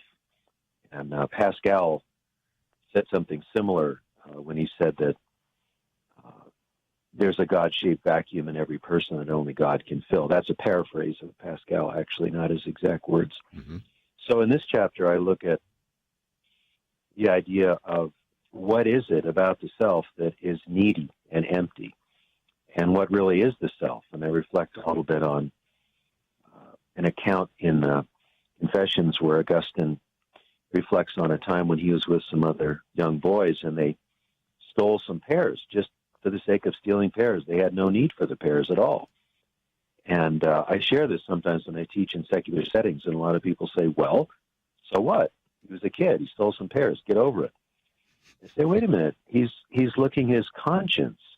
You know, he is considering what made him engage in a gratuitous act of theft. So Augustine is one of the great explorers of the self in light of the reality of God. And what he finds is not something just unique to him, but something universal about the human condition. That is, that we are made for God, and when we are not submitted to God, there's a lot missing. We're disoriented. Our loves are not in the proper place because we should, as he said, love God unconditionally and love everything else conditionally. And we tend to reverse that in our fallen state. We won't probably be able to cover all 7, so since you mentioned Blaise Pascal, and since you were kind of the expert, I'd have to say that most everything I know about Blaise Pascal comes from Dr. Doug Groothuis, since that was, of course, a book that you've written about, doctoral work, and all of the rest. The heart has its reasons of which reason knows nothing, and that's in Pensées. Talk about that, because a lot of people know that paraphrase of Blaise Pascal, but there's more to it, isn't there? Right. Now, what I try to do in the chapter is consider kinds of knowledge that we have that we don't gain through empirical observation, or we don't gain through science. And there's a lot of that. We have moral intuitions. We have spiritual knowledge that is not directly or maybe based at all on the empirical world. And it's every bit as legitimate as something we might know through biology or physics. And I emphasize this because there's a philosophy out there called scientism that says that only science can give us knowledge. And that's self-refuting to start with, because that is not a statement that we gain from any scientific investigation or theorizing.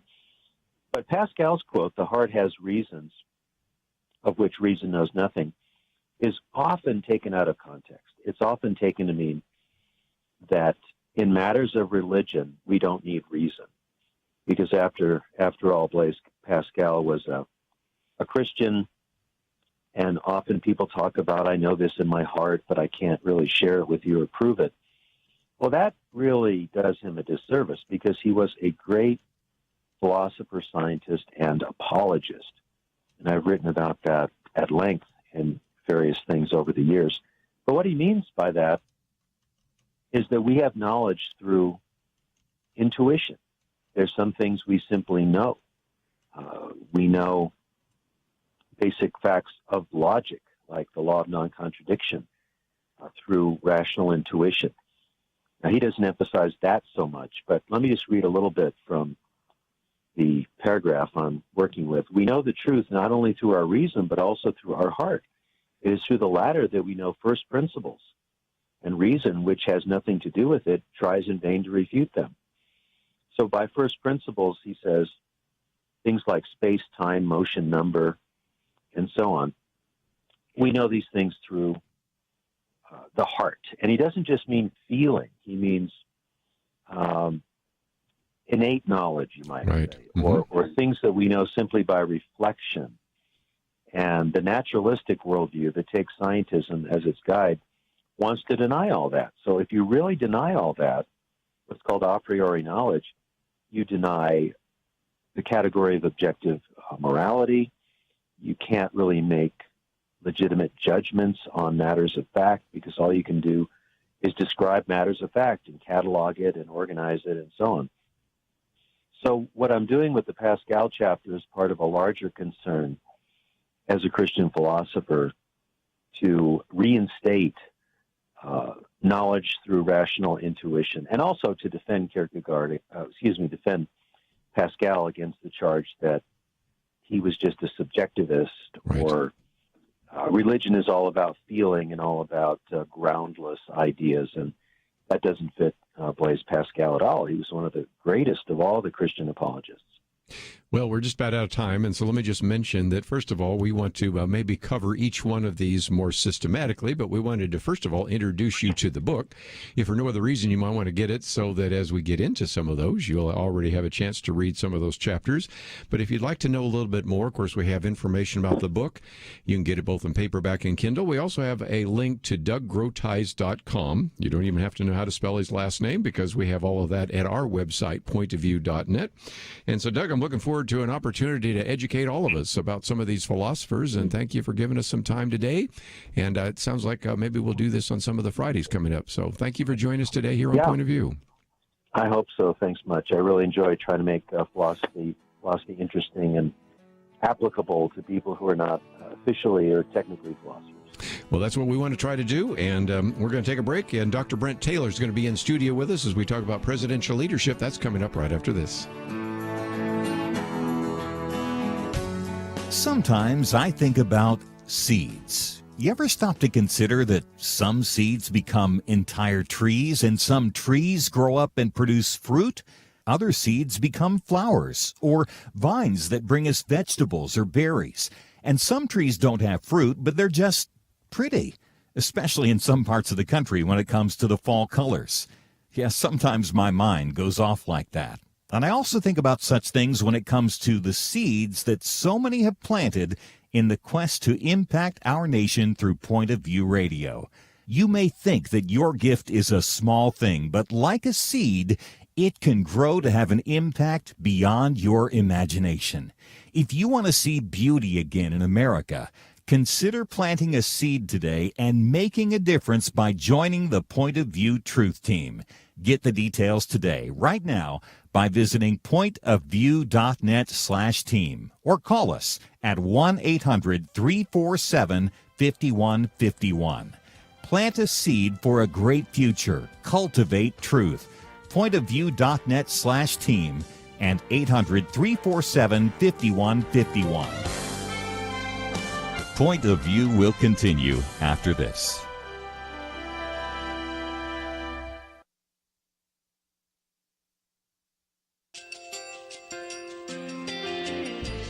I just want to thank you so much for all the wonderful programming you have. You're just absolutely fantastic. I recently started listening to Point of View, and I really found it interesting because of the different subjects you cover. Thank you for that. I really appreciate everything that you do in keeping us informed. Thank you, Kerby, for everything that you have been doing. I appreciate all the work that you're doing, advocating for the Word of God. Thank you so much.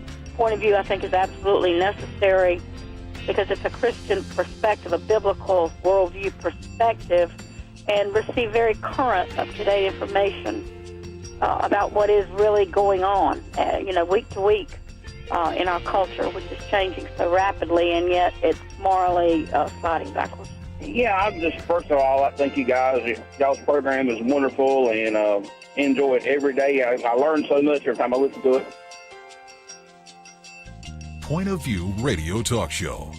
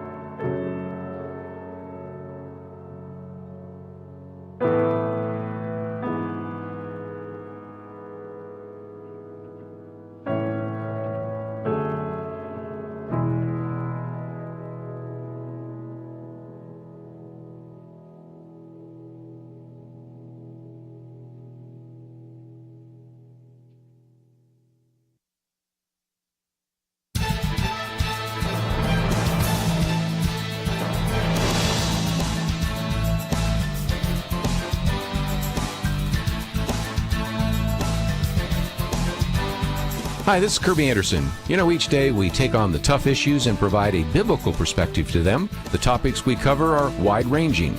Apologetics, theology, prophecy, creation and evolution, intelligent design, marriage, family, child-rearing, the millennial generation, friends and society, politics, economics, business, religious liberty, the Constitution, public policy, foreign policy, military policy, tensions in the Middle East, abortion, homosexuality, pornography, sexual ethics, media, technology, history, and America's godly heritage. We talk about anything that affects your faith, your family, or your freedom. So don't go anywhere, because Point of View continues right now.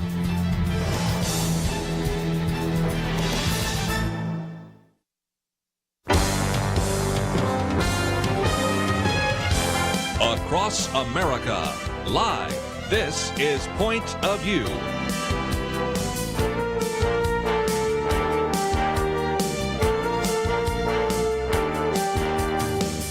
And now, Kerby Anderson. This time we're going to spend some time talking about leadership, but in particular learning from the presidents. And I think you're really going to enjoy this book on presidential leadership. It is written by Dr. Brent Taylor, and if that name sounds familiar, you might know that he's been on this program with us before, doing, in many cases, talking about the Millennial Roundtable. Pastor of First Baptist Church in Carrollton, the Church of the Fields, and is also a professor of American history. And if you followed him on websites or on Facebook or other things, as I have done, you can certainly see many times when he's had a chance to teach on that. In the past, we've talked about this book, which I'm holding up right now, which is entitled Founding Leadership, Lessons on Business and Personal Leadership from the Men Who Brought You the American Revolution. This is a book I've had on my shelf. I pulled it off the shelf yesterday just to show some of the people around here that hadn't been around Brent for a while, just to say this is one of his books, but the one we're going to focus our time and attention on is this one on presidential leadership. And we're going to look at both Republicans and Democrats and individuals that go all the way back to the 18th century, all the way up to our current president, and look at such issues as things like courage and making tough decisions, challenging the status quo, individuals that taught us how to persuade, how to unite, how to inspire, how to persist, how to forgive. And I think you're going to really appreciate this conversation. And either of these books are available on our website, but we also have a link to his website so that you can find out more about the work he's doing. It's drbrenttaylor.com. And of course, he's a speaker, and most of us haven't had a chance to go out and do much speaking, but soon I think we'll be out of the lockdown and you'll have a chance to maybe have him come speak, maybe even have him come and do a book signing or something of that nature. So, Brent Taylor, it's always great to have you in studio. Kerby, it's great to be here. I always have such tremendous respect for you and your leadership, and honored to be here and be a part. Well, I love American history, so you know I love both of your books. And I also have been doing some programs recently on leadership, so this comes together. But I thought it was kind of interesting, before we get into your book, there's another part of this, because as you read through this book, you realize that for our young audience, or those who don't know history, they always assume that a president leaves office, goes out and makes millions of dollars, as we've seen of Bill Clinton, Barack Obama, and others, and has a wonderful life and really never goes back into public service. But even as you read through the book, you start saying, now, wait a minute, there were some people that left office, John Quincy Adams, and then kept serving, like in Congress. Some left presidency, became Supreme Court justices. And as you also point out early in the book, there's some people that when they finished the presidency were broke. So this mindset that we have that they go out there and make millions of dollars and never do another piece of public service probably is a pretty recent phenomenon, isn't it? Well, it is. And when you look at the founding fathers, I think so often we look at them and we see them as being, we visit their homes. They have these beautiful homes on these estates, and we learn the history about them. But so often, many of them ended up in the poorhouse. Now, not all of them did, but some of them did. And so this new idea of getting a multi-million-dollar advance for your book, that's a relatively new concept. It was interesting because you talked about how we're going to talk about Democrats and Republicans, but I think a lot of times Americans don't realize that we have Democrats and Republicans, and we have Whigs, and we have Federalists. Federalists and Democratic Republicans and all sorts of groups over our nation's history. But I think that's part of the beauty of our country, is that with all the changes that have happened, our Constitution has endured, our nation has endured. And I think when a lot of people are nervous about where the country is headed, I have a tendency to trust in the Lord and trust the people. That's one of the things I learned about being a pastor, is that you trust the Lord and you trust the people. And I've tried to do that as well in our nation. It's a little bit different than our church, but still trying to do that. And again, you teach on leadership, and the book is entitled Presidential Leadership. And let's get into that, because on a Saturday morning, you have a leadership session, and people are thinking, now, wait a minute, you're a pastor, and you make your people in the church come together on Saturday morning? No, it's a leadership training for your son. That's correct. And you have a very interesting philosophy that I have tried to inculcate in family members and others, and that is, you don't become a leader, you are a leader. And you want all of your kids to actually learn leadership principles right now, because they have an opportunity to begin to use them right now. Talk about that. Yes, I have told my kids all their life that they are leaders, and I would tell all your listeners that you're a leader. The question is, what kind of leader are you going to be, and where are you going to lead people? And so my son and I have breakfast. He's 17 years old, and we have breakfast every Saturday morning that he's not working. And we talk about life. We don't have an agenda. We don't have a curriculum that we're working through. But the best leadership training happens on the go. Deuteronomy 6 talks about that. So we learn about life. We talk about everything from his job or his school. We talk about decisions that are being made in the country. We talk about whether or not dating that one girl is a good idea or not. We talk about all sorts of things, because leadership is everywhere. And so I really try to invest in him in that time. But what I've learned is that most of the leadership lessons are lessons I'm learning by learning from him. Mm-hmm. He has so much to offer and so much that he shares that I've been blessed and become a better dad and a better leader, hopefully, in the process. And probably some of those leadership tendencies take place at Krispy Kreme donuts, because you know me too well. You even have that in your bio, so when people read your bio today, they're going to get a kick out of that. But I have seen you many a time with a Krispy Kreme hat on or with Krispy Kreme donuts in your hand. So these kind of Deuteronomy 6 lessons probably happen better in the car. They happen better at a restaurant. They happen better just on as you go through that. This idea of getting together and having a family devotion, that is important. But most of the real great leadership lessons come from the moment, don't they? Well, we find leadership lessons around our house. We find them in all things. And sometimes those leadership lessons happen while you're sitting there watching a football game, mm-hmm. or they happen when you are having a conversation about an event that's happening in their life at school or something they see on social media. There are so many opportunities. And I think what the responsibility that we have as parents and just leaders in an organization is to make sure that we're always looking for teachable moments, always looking for leadership opportunities. And I really think it's important as parents, we should always be reminding our kids that they are leaders. We tend to do it in the negative by saying, hey, you shouldn't act that way because somebody that's younger than you are is looking up to you, and we almost frame it in a negative light. I think it's better to frame it in a positive point of view, to say you have potential, you are a leader, you have something to offer, therefore live your life in such a way that you can offer it. That is so good. This book is called Presidential Leadership. We're going to take a break. There's 10 chapters, and we'll see if we can work our way from the incarnational leadership of George Washington to the others where you have a point-counterpoint. You have one from each party, or sometimes they may be the same party, but it gives you a chance to kind of look at individuals, sometimes in the 19th century, sometimes the 20th century, even the 21st century, and to really spend some time looking at that.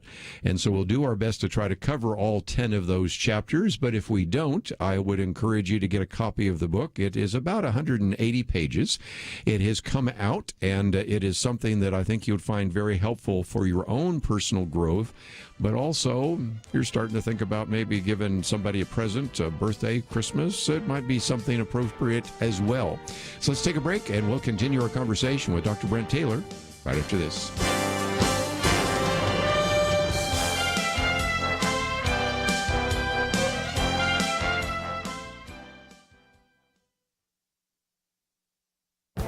This is Viewpoints with Kerby Anderson. Many states in this country have headed towards economic lockdowns because of rising numbers of coronavirus cases. Stephen Moore warns about the return of lockdown lunacy by looking at the economic cost of them. Now, you might remember a previous commentary that I wrote a month ago based on the book The Price of Panic. The authors looked at the cost-benefit and concluded that there was virtually no medical benefit, while there was an enormous social and economic cost. Stephen Moore raises an even greater concern about lockdowns being proposed that would close down schools, churches, businesses, restaurants, and office buildings. One ominous comment in his op-ed was the revelation that some of the economic advisors to Joe Biden believe that a national lockdown needs to be implemented quickly, and they're also convinced that the last national lockdown in the spring wasn't very effective because it wasn't stringent enough. The impact of such draconian controls will have an even greater impact than what we saw months ago. Stephen Moore estimates that such a lockdown would bankrupt thousands of small businesses and destroy millions of jobs. You know, every week of the shutdown could lead to about $250 billion in lost output. That would mean a loss of about $2 trillion in 2 months. And that does not even add the emotional cost of loneliness and isolation, along with increased suicides, drug overdoses, and domestic abuse. Other countries, and even some states, have used a better strategy of focusing protection on seniors and vulnerable medical populations. After all, these groups account for more than 90% of the deaths and severe coronavirus medical problems. We know so much more than when we promoted the lockdowns months ago. It is time to apply what we've learned. I'm Kerby Anderson, and that's my point of view.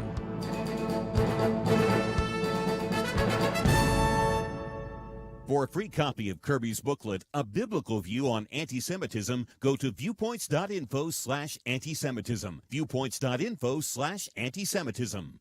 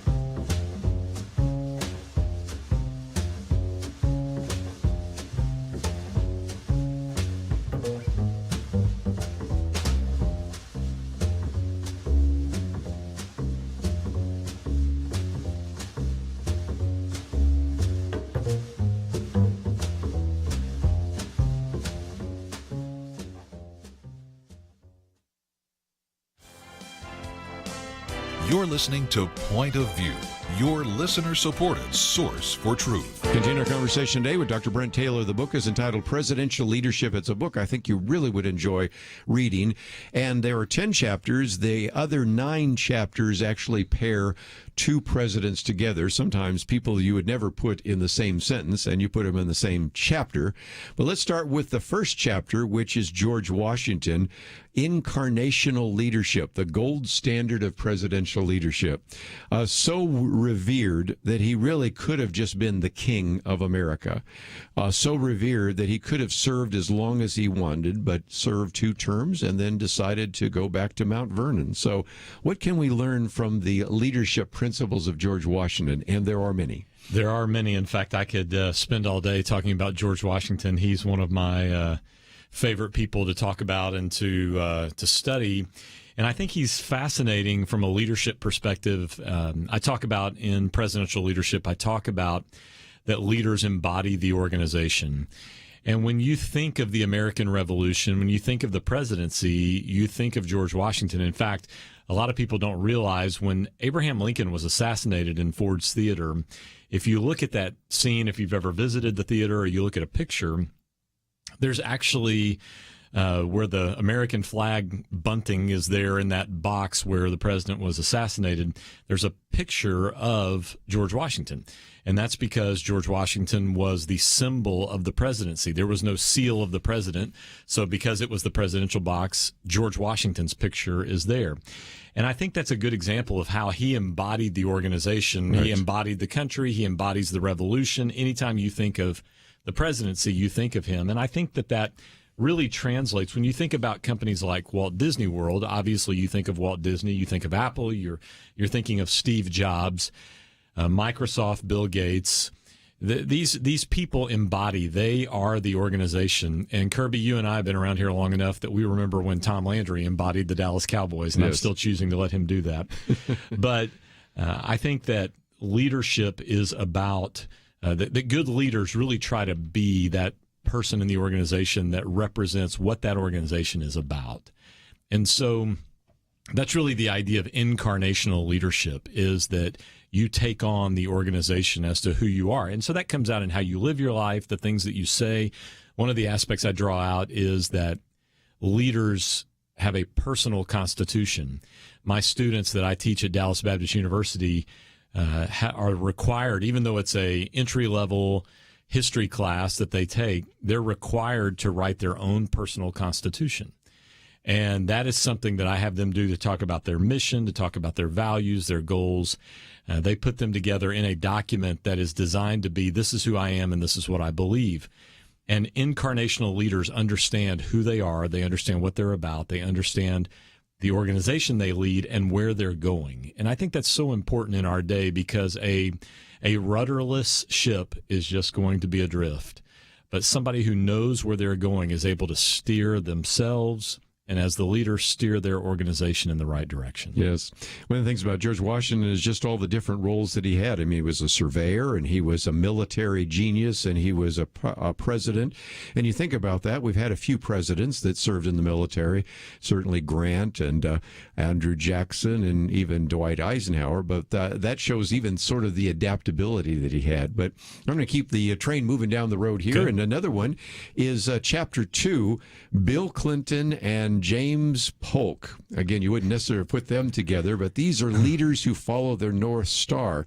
Basically, they are able to chart their course. And I thought that was interesting. And one of your subquotes is from Ford versus Ferrari. We need to think like Ferrari, they said at Ford. So some of that is to chart a new course. Talk about that.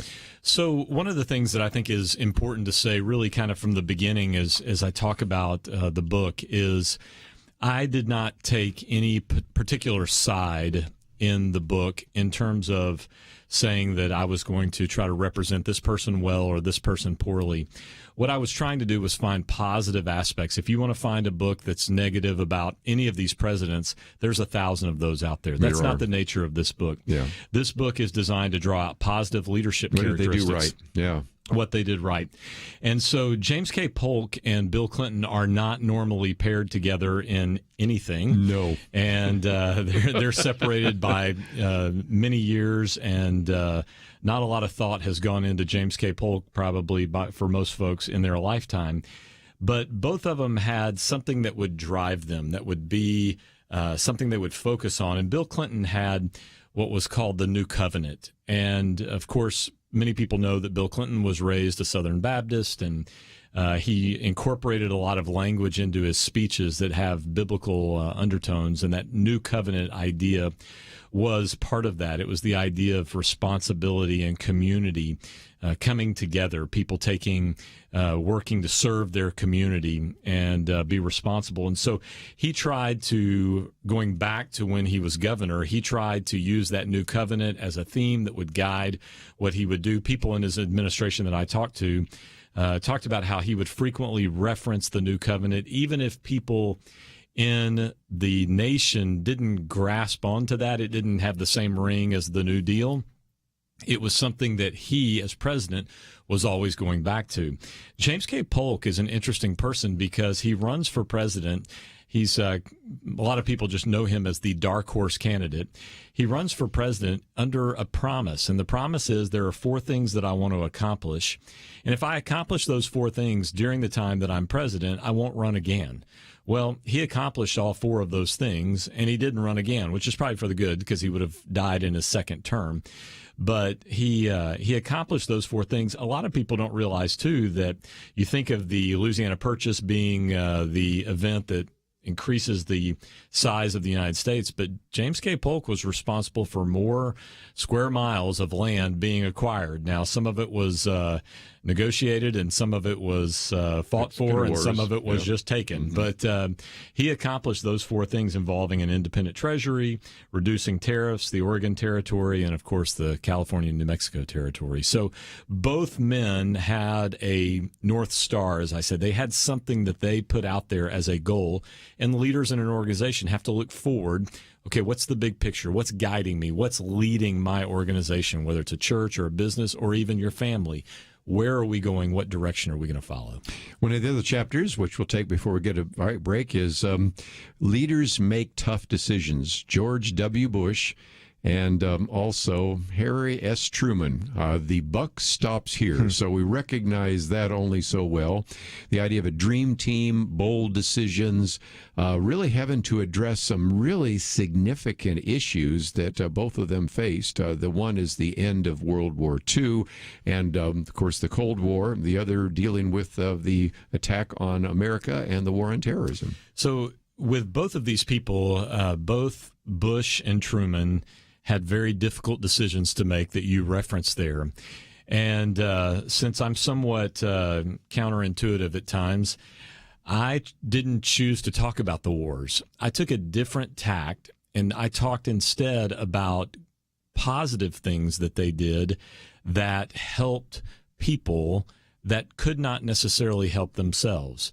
So with George W. Bush, I talk about a program called PEPFAR, which was the president's emergency plan for AIDS relief in Africa. Right. And while some people today in modern history will point to George W. Bush and will point to the wars that we've gotten involved in, the work that took place with PEPFAR actually has saved over 17 million lives in Africa by helping providing medical care and medical relief for people who are suffering. And then I focus on the Berlin airlift with Truman bringing food to people who are in need. And again, tough decisions, we often think of tough decisions as having to be made in those very difficult situations like war, but sometimes tough decisions have to be made to do good and to do something that will help. Both the Berlin airlift and PEPFAR were very expensive endeavors that take place outside of the United States. They take place in other countries. They take place in Germany, take place in Africa, and yet it is something that presidents have power to do to influence lives that are outside of the United States. Well, I think all of us have the ability, we have the power to influence people outside of our normal business opportunities or our normal ministry opportunities. The question is, will we take those? Will we make those tough decisions? And I do have to say, Kerby, that I have read, obviously, through my book several times as I've been was working on it, writing on it. But I will say that during COVID, I went back and revisited Making Tough Decisions, because there have been a myriad of decisions that leaders in organizations have had to make during this COVID era. That's for sure. When we come back, we're going to talk about challenging the status quo. You could probably guess who we're going to be talking about there. And again, it's just one of the many chapters here in Presidential Leadership, what presidents can teach you about being a better leader. We're all leaders. We can learn vicariously from these lessons, and that's why we're talking about it today here on Point of View. We'll be right back.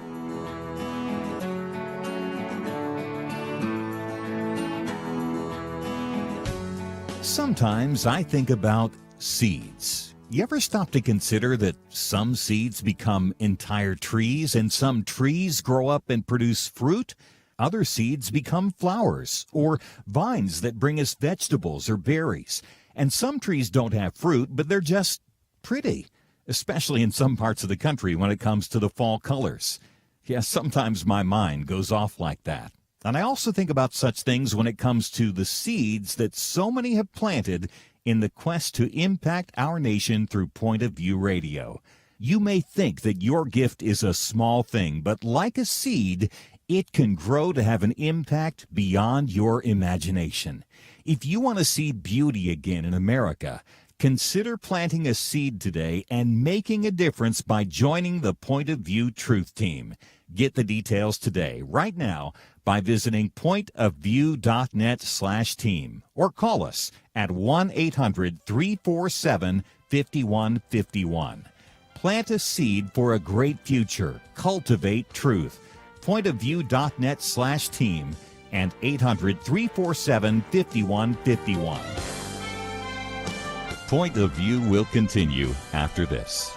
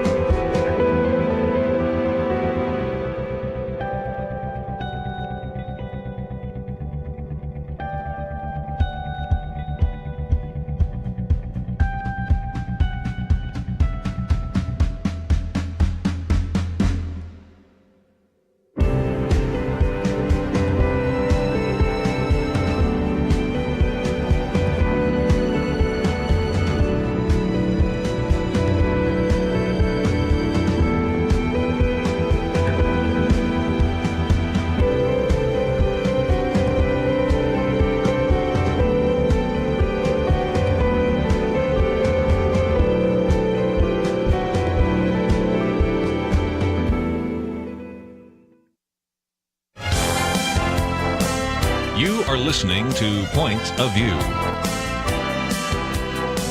The opinions expressed on Point of View do not necessarily reflect the views of the management or staff of this station. And now, here again is Kerby Anderson. Continue our conversation today with Dr. Brent Taylor, which again goes through all of these different presidents. And one of the things that's so fun is there are 10 chapters, but at the end, one of the resources is presidential libraries. And you may not know this, but like you, I've tried to make my way to most of those presidential libraries. Some are better than others, but that is another resource that is there. Also, as we have mentioned just a few minutes ago, there is a very good link to to Brent Taylor's website. I think he would be ideal for you to have come to speak at a men's group, or maybe you have a civic event where people would like to know about this. Of course, a lot of us have been locked down, but I am convinced that that is going to change, and you would certainly do yourself well if you were to go and find his website. It is drbrenttaylor.com. Don't have to even remember all that. Just click on his picture. Of course, we also have a link to his Twitter feed so you can find out a little bit more. Well, let's, if we can, get into a chapter which I know everybody was looking forward to. Leaders challenge the status quo. Donald Trump and Andrew Jackson. Now, I would have picked those for sure, but let's, for a moment, talk about Andrew Jackson, because we find him on our $20 bill, but people sometimes don't remember all the things that happened under Andrew Jackson, and there were a lot, both in terms of military action, the national bank, and so much more. So give us some understanding of what it was like to have somebody that really was a bull in a china closet and was going to try to break as much as he possibly could. Well, and he did. He certainly did that. He lost the election to John Quincy Adams through what he called a corrupt bargain in 1824, and really started campaigning for president the next day to be elected, and he'll serve 2 terms as our president, our 7th president. You mentioned that he's on the $20 bill. He's moving to the back eventually. That's supposed to be happening. I'm not sure. That's keeps getting delayed. Harriet Tubman's going to be added on there. Yep. But Andrew Jackson is a very interesting person. You know, President Trump has chosen him as kind of his model in many ways. And one of the things that is a statement, a quote from Andrew Jackson, is that he was born for the storm. And I think that is a phrase that sums up not only him, but several others who have been president. They were born for the storm. And he navigated quite a few storms, like you said, dealing with Indian removal, dealing with the bank war against Nicholas Biddle.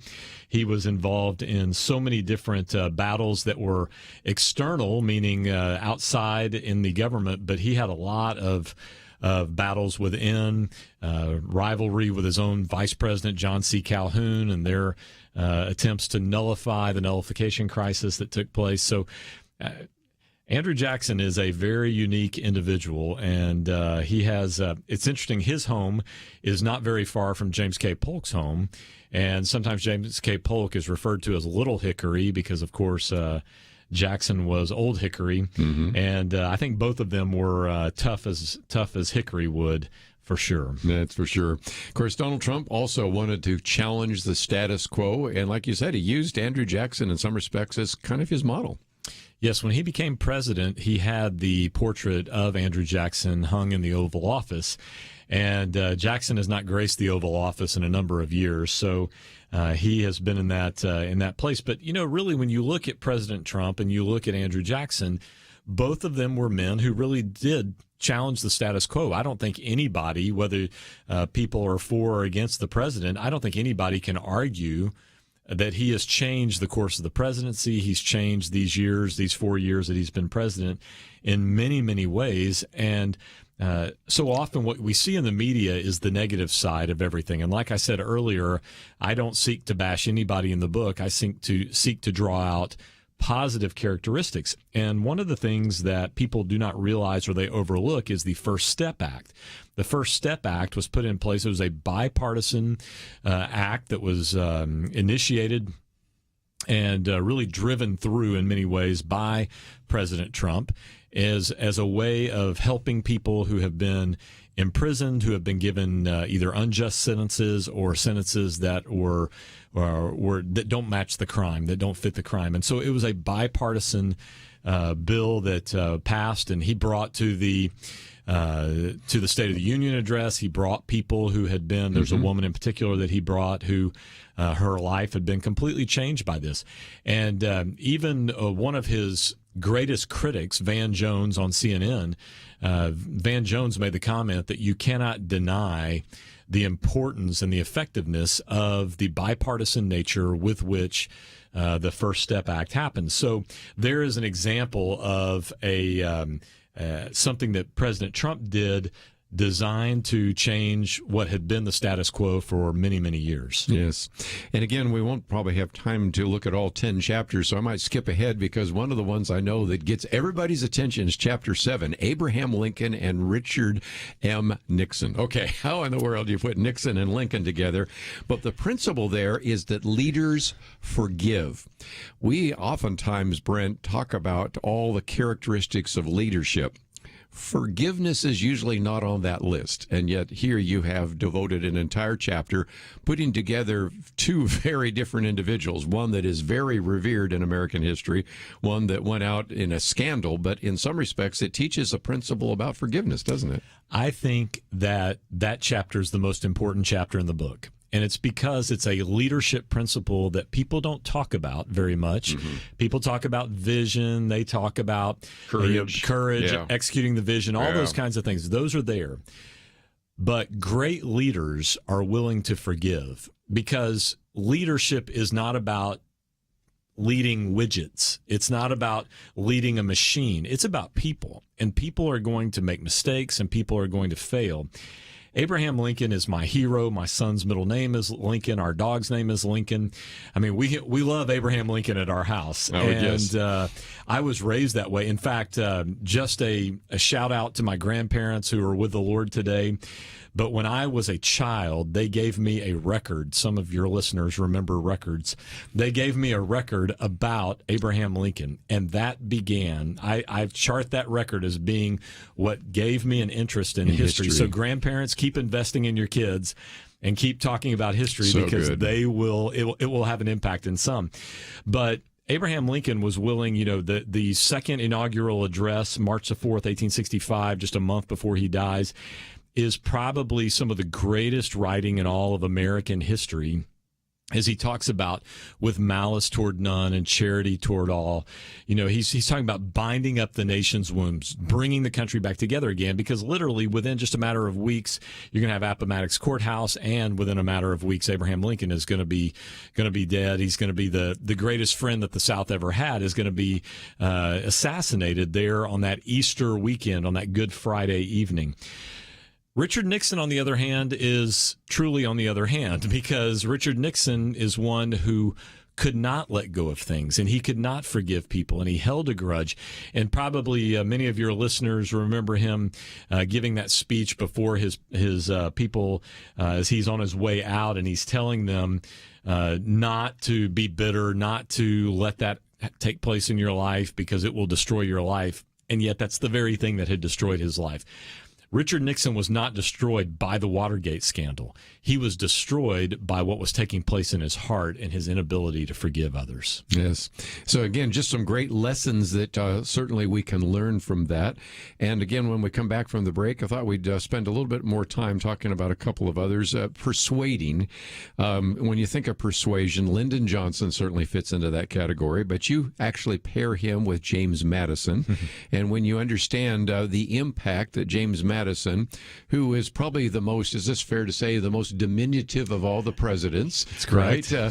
If you were to walk in the room, you would see George Washington because he's as tall as you and I are, and you might miss James Madison, but yet the influence that he had in terms of course, the notes from the Constitutional Convention, writing some of the Federalist Papers along with Alexander Hamilton and John Jay, and some of those very significant.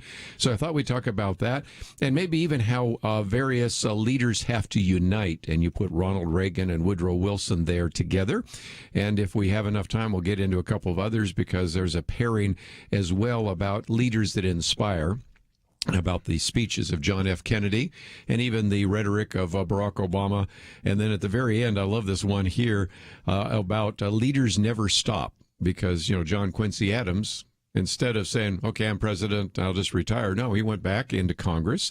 Jimmy Carter, Habitat for Humanity, which, by the way, you always have on the back of all of your books. I've noticed that so as well. So we need to take a break. We'll come back, and you will find all sorts of great gems in this book, and that's because of the great historical perspective by Dr. Brent Taylor really helps you understand that. Let me one more time just mention that the earlier book, Founding Leadership, talks about some of them that aren't presidents, and that would be individuals like Benjamin Franklin, Lewis and Clark, Thomas Paine, Paul Revere, and then, of course, this book on presidential leadership. Both of those are made available on our website if you'd like to, and we have a link to Brent Taylor's website. We'll take a break and continue right after this.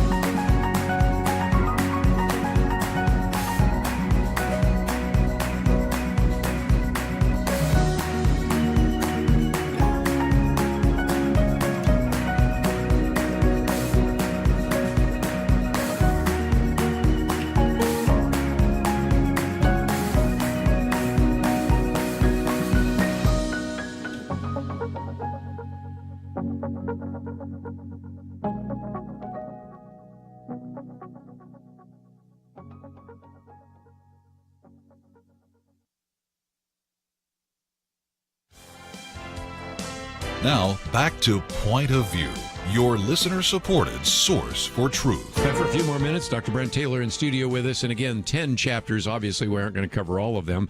But let's talk about leaders who persuade. Lyndon Johnson, oh boy, that certainly was the case. An individual that certainly could move from the United States Senate to the vice presidency and then really push through the Civil Rights Act, the Voting Rights Act. You can go through a long, long list. How about, all sorts of aspects of, indeed, Lyndon Johnson. But people might not, unless they know history, say, James Madison, a relatively less significant president who had to run out of the White House when it was burned down by the British and all sorts of other things. But talk about this idea, because leaders obviously need to persuade because they only have so much capital. And to convince people to follow you, you need to persuade. So that's a principle we need to understand. But what can we learn from these presidents? Well, I think it'd be great to see a picture. You were talking about the diminutive nature of James Madison. I think it'd be great to see a picture of that because LBJ and James Madison are the polar opposites. LBJ was the tallest president, comparable with Abraham Lincoln, and at least a foot shorter is James Madison. That'd be fun to observe. But James Madison may have been short in stature, but he was incredibly influential. And there's a lot of discussion at times about the faith of different founding fathers and where they were. But one of the things that James Madison was passionate about was religious liberty for churches. Very true. And so he dealt with churches in Virginia related to that. You see some of that in the Federalist Papers and the importance of those papers and understanding the Constitution. Federalist number 10 is probably the most well-known, and that's penned by James Madison. So you have a need to be able to persuade. Then you've got people like LBJ, and LBJ, of course, is famous for the Johnson treatment, getting right into somebody's face and kind of going full guns a-blazing on them there. But what's interesting to me is that they use the medium of their day to communicate. And I think most people probably, when you think of LBJ, and oftentimes when you see pictures of LBJ, he's either got his basset hounds with him, something like that, or a cowboy hat on, or he's on the telephone.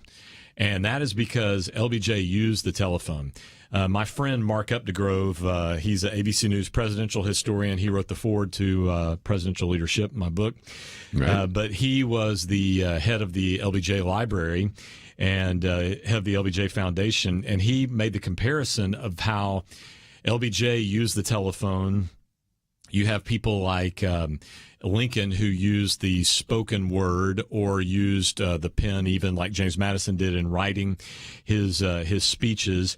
You have FDR using the radio. You've got JFK on the television, President Obama using social media, and of course, President Trump Twitter has been made famous even more so because of him. But they're using the medium of their day. And I really think that's important for leaders to understand. Sometimes leaders, I think, can feel like, oh, that's another generation. That's not something I do. But you need to make sure your organization is communicating in a way where people are listening, and that is changing because persuasion is what you have to do as a leader, especially if you're trying to do something that's difficult. If you're doing things that are easy, hey, that's great. Yeah. You don't have to do a lot to persuade people to eat ice cream. But if you're trying to do something that's difficult, it's going to require a lot of time, energy, and effort, and using the different media platforms to communicate. I might just mention you have Franklin Delano Roosevelt earlier talking about courage and some of those things, but you could certainly have put him there. Yes. But I thought maybe we'd end by one other one I mentioned, and that is Leaders Unite. And you have Ronald Reagan certainly trying to bring unity, and Woodrow Wilson. And again, both facing some challenges and really wanting to try to bring the country together. And that's really a leadership lesson that all of us need to learn, because you have to not only persuade, but you have to have people following you and be united behind that singular cause. Some of the chapters in my book pair presidents, and it shows how both of them do that leadership characteristic well. Some of the chapters show where one of them does it well and one does it poorly. Yeah. And really, that's what you see with Reagan and with Wilson. Wilson was trying to unite the country around the League of Nations and just was not able to do it. He was just not able to convince the people. In fact, he had more respect sometimes outside the border than he had within the border of the nation. He goes, he negotiates, he doesn't bring any of the opposing party when he does over there. So when he comes back, he doesn't have a broad group of people working with him to try to accomplish a shared goal. Reagan, on the other hand, had the ability to do that. Reagan was able to tell stories. Reagan was able to unite people. He, of course, used humor, which is actually a very powerful tool in uniting. When you can have people laughing together, when you can have people crying together, in other words, when you can have people sharing emotions, that is a tool that unites people. And we see that in tragedy. You see that when, for example, when the space shuttle exploded, that is something that was a time that Reagan used to bring the country together. And leaders and organizations have to face that all the time. They use and they take advantage of opportunities. COVID, there's a lot to be said that's negative about COVID. There's a lot that people can say about how it's hurting their organization, hurting their business. But I think leaders also need to look for opportunities. How could this bring us together? How could this unite us? And right now, our country certainly could use some unity. That does not mean uniformity. Not everybody is going to believe exactly the same things. But if you look at our nation's history, we've never really all been on the same page completely when it comes to specific issues. You go back to George Washington's administration, you have John Adams, who is the vice president. You have Thomas Jefferson, who is Secretary of State. And although they were friends earlier, that friendship completely fell apart until later in life. But ultimately, the nation decided we're going to bond around these things that we do agree with. I think there are some principles that we as a country must hold on to. And sometimes I feel like not everybody's trying to hold on to those things, not trying to hold on to those principles. And that's where we have to stand up and we have to speak out. But I do think it's important that leaders look for opportunities to bring people together, not to divide people. I might just mention, as you said, that you have a foreword here by an individual that actually has been part of the LBJ Foundation and a former director of the LBJ Presidential Library. So that is available. Then, of course, your introduction. But then even in the back, you have a place where if people want to get some more resources, you have a list of all the presidential libraries. And I've been to quite a number of those. Can't say I've clicked off every single one of those, although most of them. I'm doing pretty good there.